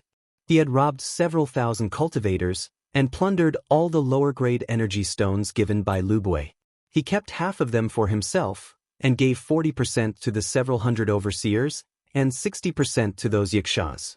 No matter it was those cultivators whose energies were depleted and whose nascent souls and nascent divinities were withered, or those extremely poor yakshas, all of them were overjoyed. One of them regarded Wu Qi as their second parent, while the other regarded him as the one who provided them with food and clothing. The energy contained in a lower-grade energy stone was about 3 months' supply for a peak-stage Xiantian cultivator. If it were a Jin Dan cultivator, it would only take him half a month to absorb a lower-grade energy stone. But a nascent soul cultivator could absorb all the energy within it in just 1 hour. In just the time it took to finish a pot of tea, when Wu Qi held the energy stone in his hand, there was not a single drop of energy left in it. Then he clasped his palm together and crushed the energy stone. With one arm clasped behind his back, Wu Qi looked at those cultivators who were working hard in the mine, and could not help but shake his head. Sure enough, some people could not be treated nicely, and could only be threatened with violence and death. After their nascent divinities and immortal souls were controlled by Wu Qi, each and every one of them worked like a madman, as if they had been fed with stimulants. Judging by their vigor, the amount of ores they mined in just 15 minutes was comparable to the amount of ores they mined in 2 hours. 4 times the work efficiency, a full 4 times the work efficiency. Wu Qi kept sighing in his mind. Why did they not cherish the good conditions they were given 2 days ago? Why did they put their lives in the palm of Wu Qi's hand, and that was the only reason they worked so hard? Sighing faintly, Wu Qi threw away the powder in his palm, spun, and flew towards the cave where he lived. Since I had presented the fragrant Ganoderma to her, and I had purposely shown her an evil and vicious fiend cultivation technique, I reckoned that goddess Miao Exin would want to meet me, right? The fragrant Ganoderma was a great favor, and as he was a cultivator from the Fiend League and the deputy supervisor of the mine, goddess Miaoxin should meet him. Only by meeting goddess Miao Xin would he be able to plan his next step. While he was pondering over these questions, a beam of dark light flew out from one of the caves. A maidservant with a slender figure and a beautiful face landed before him, then said in a sweet voice, "Supervisor Wu, Fairy Wu is asking you to go to her." "Hee, Chief Steward Wu is so impressive today." Wu Qi gave the maidservant a look, and he was immediately shocked by what he saw. This maid seemed to be a young girl of 14 or 15 years of age, but there was a trace of ruthlessness and viciousness in the corner of her eyes and the tip of her brows, as well as her mature charm and style. All of this told him that this was an old demon with the appearance of a young girl. What shocked him the most was that there was a ring of faint fiend light behind the young girl's head. It was formed by 3 layers of fiend wheels, inlaid with 9 exquisite fiend marks, each of which was emanating a faint aura that made one's heart palpitate. She was at least a heaven immortal, and she was definitely a middle-tier heaven immortal or above. In other words, she was a 27th-tier heaven immortal. Wu Qi dared not to show any neglect. He cupped his fist and said to the maid, "Junior Wu Wang offers greetings, Senior." The maid, who was smiling like a young girl in love just a moment ago, smiled reservedly, but her face was now filled with a dignified and cold look. She nodded and said, You are a sensible girl. No wonder you presented the fragrant Ganoderma so obediently. Come with me." The maid snorted lightly, then transformed into a beam of black light and flew away. Wu Qi hastily transformed into a clump of dark mist and chased after her with a billowing fiend aura. Wu Qi had no idea what kind of escape art the maid was using, but he dared not to use all the innate escape arts and the acquired magnetic sword escape art. Therefore, he could only use the fiend cloud escape art found in the Inferno Hell Fiend scripture to follow her. The speed of the fiend cloud escape art was considered to be very fast, but in just a few breaths, the maid had left a great distance behind, forcing her to stop and wait for Wu Qi. Laughing dryly, Wu Qi came close to the maid in the form of a fiend cloud. While flying at top speed, he asked, "Thank you for your understanding, Senior. May I know your name, Senior?" The maidservant giggled. She gave Wu Qi a glance with her watery eyes, then turned to look at his broken arm. She did not try to hide the disappointment on her face. She looked like a housewife who had gone to the market to pick a chicken, only to find out that the chicken she liked was not an authentic chicken, but one that had been raised with fodder. Needless to say, she was disappointed. She sighed lightly, then said coolly, "I'm Elder Miao Xian's personal maidservant, Miao Feng." After a brief pause, she continued, "Miao Yu is with Elder Miao Yu. She is not as easy to talk to as I am. When you meet her later, you must be respectful." Wu Qi answered, then followed closely behind Miao Feng and flew upward into the mine. After flying for nearly 1,000 miles, they finally saw a faint gleam coming from the front. A beam of dark light and a fiend cloud rushed out of the mine and plunged into the deep ocean.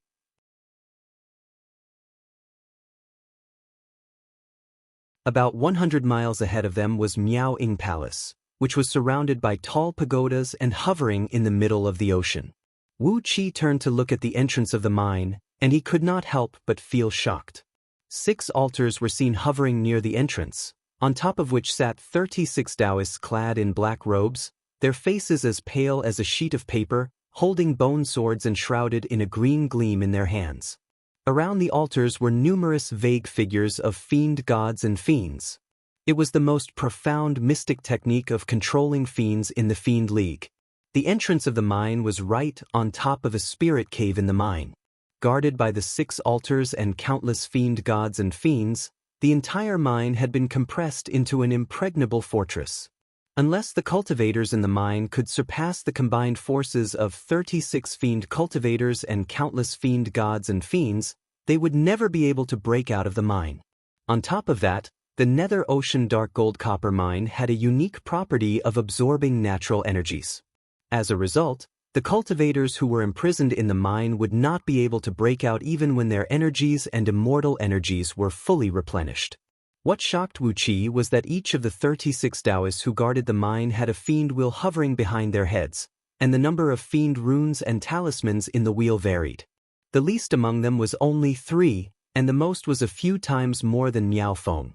They gazed at Wu Qi with a blank and emotionless gaze. Wu Qi felt goosebumps all over his skin, and a chill ran down his spine. They are the 36 fiend guards who serve under Elder.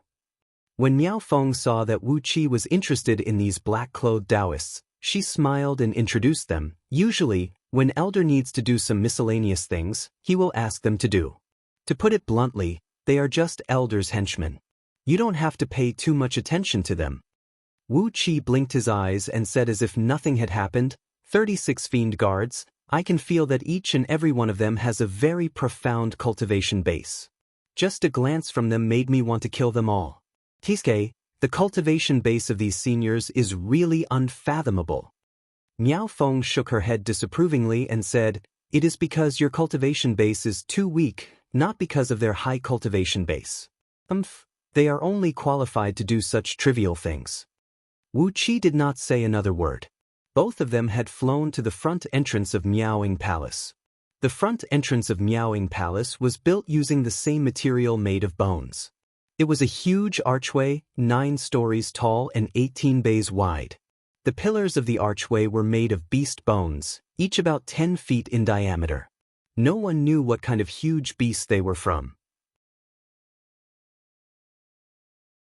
Similar to the 4 pagodas, the archway was shrouded with wisps of green phosphorescence, illuminating the surroundings with a dim light that gave everything a greenish hue. In each of the 18 bays of the archway stood a burly man, who stood several tens of feet tall. Obviously, these burly men were from the Longbow Kingdom.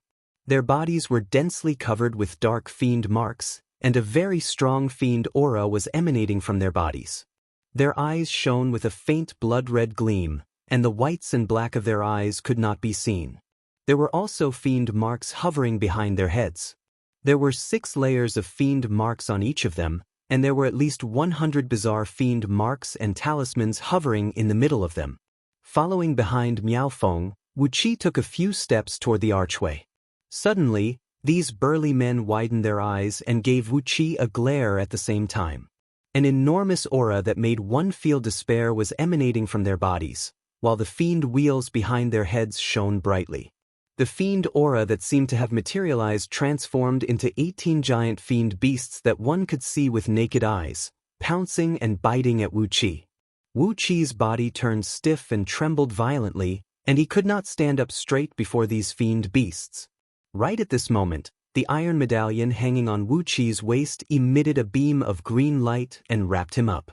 The 18 burly men snorted at the same time, and the fiend beasts transformed from fiend aura quickly fused back into their bodies. 2 burly men in the middle stepped to the left and right, making way for Wu Qi to enter Miaoying Palace.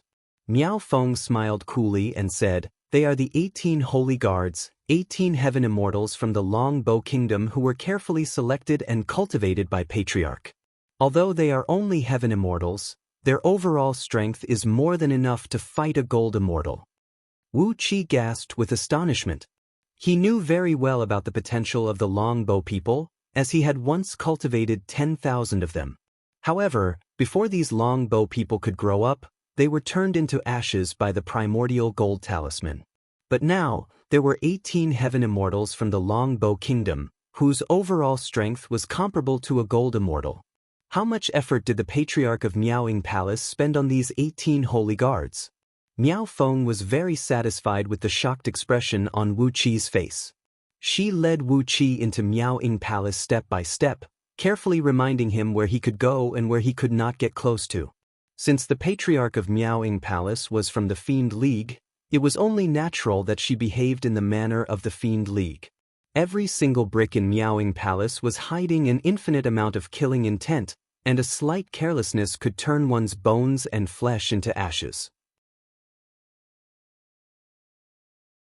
It was just a tunnel behind the palace gate, a journey of tens of miles, but there were no less than 3,000 layers of vicious restrictive spells lying in ambush, and each of them was more ferocious, cruel, and merciless than the last. Wu Qi listened to Miao Feng's explanation, his body breaking out in cold sweat. There were so many restrictive spells, and they were so vicious that Wu Qi began to suspect that the Patriarch of Miaoying Palace was a psychopath. Not only were there many restrictive spells, but there were so many formations in Miaoying Palace that even Wu Qi could not decipher. It was this that really threw Wu Qi into a panic. through his mystic eyes of universe, he found every single formation in Miaoying Palace to be very familiar, but they all gave him a feeling that they were not. As a result, he could not decipher any of them at all. In other words, even with the knowledge of countless formations recorded in the Scroll of Stealing, Wu Qi was still unable to move an inch in Miaoying Palace. This was the first time in his life that Wu Qi had fallen into complete despair. If he could not even decipher the formation diagrams, how was he going to go to the land of 9 yin negate yang to obtain the thread of innate yang energy?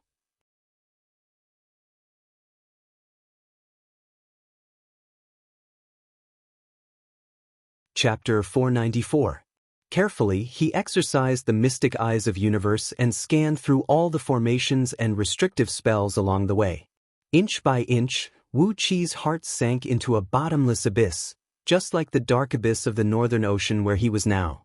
All this while, whether it was the cultivators from the 6 dynasties, the immortals from White Cloud Immortal Sect, Yuanhua Sect, Yu Miao, Yu Hahuan, or the numerous cultivators and immortals he encountered on Pangu continent, with the mysterious and unfathomable formations and restrictive spells in the Scroll of Stealing, Wu Qi had a great psychological and practical advantage. There was no formation that he could not see through, no restrictive spell that he could not break, and no secret that he could not understand. But now, in Miaoying Palace, Wu Qi finally realized that the Scroll of Stealing was no longer his reliance. The shadowy figure who passed him the Scroll of Stealing was too ancient, so ancient that he had been out of touch with the world of cultivators for too long. He had mastered countless mysteries of formations and restrictive spells, and these mysteries were indeed all-encompassing, even pointing to the core mysteries of the Tao of formations between the heaven and earth. But too many years had passed, and the people at the bottom of the world of cultivators, such as cultivators and lower-tier heaven immortals, were still immersed in the superficial mysteries of formations and restrictive spells. What they knew was not beyond the scope of what was recorded in the Scroll of Stealing. Therefore, when faced with the formations and restrictive spells laid out by them, Wu Qi could easily break them like a piece of tofu with a sharp knife. However, it was obvious that the Patriarch of Miaoying Palace had her own research in both formations and restrictive spells, and had gained some new enlightenment. Therefore, in Wu Qi's eyes, all the countless restrictive spells and formations in Miaoying Palace seemed to be vague at the same time. He seemed to understand them, but at the same time he could not understand them at all. He had a rough idea of how they worked, but could not really figure out their profound mysteries. Wu Qi's heart was extremely heavy. Since the Patriarch of Miaoying Palace had such an unfathomable ability, it meant that her disciples must have inherited some of her knowledge in formations and restrictive spells as well. At the very least, when it came to dealing with the successor of Miaoying Palace, the restrictive spells and formations that Wu Qi was an expert in could no longer help him. Unless he could obtain the legacy of Miaoying Palace's formations and restrictive spells, then study them with great effort. In Wu Qi's eyes, the Miaoying Palace before his eyes was like an impregnable fortress, and he was just a weak ant outside the fortress. There was no way he could find a way to sneak into it. Without Miao Feng leading the way, Wu Qi had no doubt that he would have been killed by these restrictive spells right after he stepped into Miaoying Palace. What made Wu Qi even angrier was that he couldn't comprehend the mysteries of these restrictions in a short time, and the power of these restrictions was frighteningly strong. In the ancient residence where he obtained the innate yin and yang qi, the restriction of the core cave abode was already extremely strong. Although the formation was very simple, it still prevented Wu Qi from entering. On the other hand, the power of all the restrictive spells and formations in Miaoying Palace was at least 100 times stronger than the one in the ancient residence. Even though Wu Qi was an expert in all the restrictive spells and formations in this place, he still did not have the power to break any of them, even the weakest one. There was no way out. With Wu Qi's current overall strength, and with the Tao of formations and restrictive spells he inherited from Scroll of Stealing, it was impossible for him to enter the land of 9 yin negate yang and obtain the thread of innate yin and yang energy. Just now, when Wu Qi was standing in front of Miaoying Palace's entrance, he looked down and saw the entrance of the land of 9 yin negate yang with pitch-black smoke billowing out from it. He could even vaguely sense a force calling out to him from down below, resonating with the innate yin and yang energy hiding in his meridians. Because of this force, the 7 stealing heaven meridians, which had shrunk into a ball and looked like a shriveled seed near Wu Qi's severed arm, burst out uncontrollably. The 5 innate nascent souls hiding in the tangled meridians were restless as well, nearly spraying out their innate energy essence to stimulate Wu Qi to regrow his severed arm. Forcibly suppressing the 7 stealing heaven meridians, which were throbbing in his severed arm and made the muscles near his severed arm ache, Wu Qi followed closely behind Miao Feng and strode into a lavishly decorated grand hall in Miaoying Palace. Upon entering the grand hall, Wu Qi immediately heard the giggling of a lady. He raised his head slightly and gave the hall a glance. He saw a lady with a donkey face and dark skin, who was shaped like a round ball, hugging and kissing a beautiful girl with a slender body. Both of them were as intimate as a pair of lovers. The donkey-face lady even reached her hand into the girl's underwear and kept groping around. Lu Buwei stood off to the side with his eyes fixed on the tip of his feet.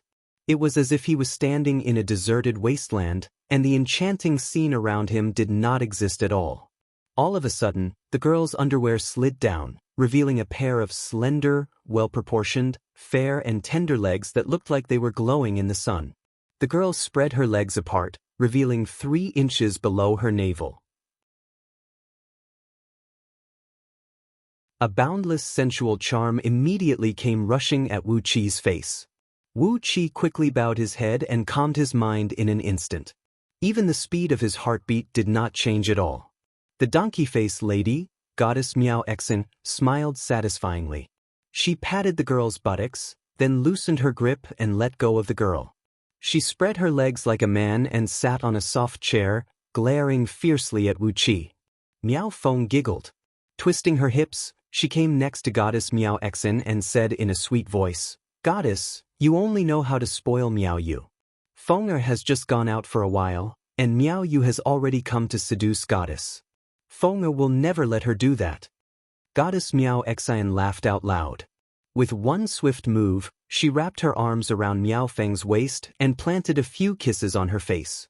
Only then did she point her finger at Wu Qi and said, "Taoist Wu Wang. This is not a good Taoist name. Wu Wang, it's hopeless. Doesn't that mean he has a boundless future?" Wu Qi laughed dryly. He cupped his fist and bowed deeply as he said, "Wu Wang, the deputy supervisor of the mine, offers greetings to Goddess." Wu Qi did not mention that there was something wrong with his name, nor did he ask Goddess Miao Exin to give him another Taoist name. The name Wu Wang was the pseudonym of the only master in his heart. How could he allow Goddess Miao Exin, a deformed and wicked woman, to change it at will? Goddess Miao Exin licked her lips with her long, red tongue. She gave Wu Qi a sidelong glance, then slapped Miao Feng's buttocks lazily and said with a smile, "I've asked you here today to tell you something. The way you dealt with those lowly bastards down there just now was exactly what I wanted. They gave me the flavor of an immortal from the Fiend League, and I like it more than that old fogey, Lu Buwei." She gave Lu Buwei a look and said, "Lu Buwei, from now on, Wu Wang will be in charge of all the affairs in the mine. You are good at serving people, and you know how to please them. From now on, you will be in charge of Master's daily necessities." She paused for a brief moment, then wisps of golden gleam shone from her eyes as she snapped at Lu Buwei, "But, you have to remember one thing. Don't use the same trick you used to please me to please Master. Hee, it is not your turn to do these things. As for Master, it is better for him to have us, the disciples, to get close to him. If you dare to say something that you should not say in front of Master, don't blame me for being merciless." Goddess Miao Exin's words were straightforward and overbearing, filled with the naked flavor unique to cultivators from the Fiend League. Lu Buwei bowed respectfully at Goddess Miao Exin, then said in a steady voice, "I understand. Even if I want to please Patriarch, only you, Goddess, have the right to do so. If I have any good ideas, I will present them to you immediately." Goddess Miao Exin laughed and tilted her head up complacently. Wu Qi narrowed his eyes and stood off to the side with his hands hanging at his sides. His eyes darted from side to side, and suddenly, he saw a colorful painting of 3 beautiful ladies sleeping on a long table. The 3 serving ladies were so vivid and lifelike, as if 3 beautiful ladies were embedded in the painting, filled with an indescribable sense of vitality. With Liu Xiaobai's experience and foresight, he could tell that the person who drew the painting had a soft and charming handwriting, filled with an ambiguous and charming pink aura. It was a lady with a soft heart, longing for the love of a man. Liu Xiaobai had countless unorthodox skills, such as judging the painter's character by the handwriting and style of the painting. This was only one of the countless unorthodox skills that he was good at, and that was all. Judging from the handwriting and style of the painting, the person who drew it must be a woman among women, a woman of the highest quality, brimming with the charm of a woman. As the saying goes, women are like water. It perfectly described such a person.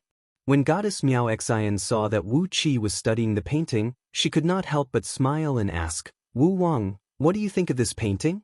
Lu Bui raised his head abruptly, fixing his eyes on Wu Qi. He wanted to see how Wu Qi was going to deal with Goddess Miao Xian. Over the past 2 years, he had been trapped in the dark abyss of the Northern Ocean, and it was only by flattering Goddess Miao Xian that he managed to survive. He wanted to see if Wu Qi, the uninvited guest who had robbed him of his position as the supervisor of the mine, was as good as his eloquence. Wu Qi did not say a word. He came before the table, standing less than 3 inches away from the painting. After observing its details at a close distance, he nodded his head slowly and breathed out a sigh as if he had realized something. His pretentious act made Goddess Miao Xian so anxious that her lips were about to bubble. Slapping on the armrest of the couch, she cried out, "Stop whining. Tell me what you think of this painting." Shaking his head, Wu Qi walked 2 rounds around the table, then threw his head back and breathed out a long sigh once again.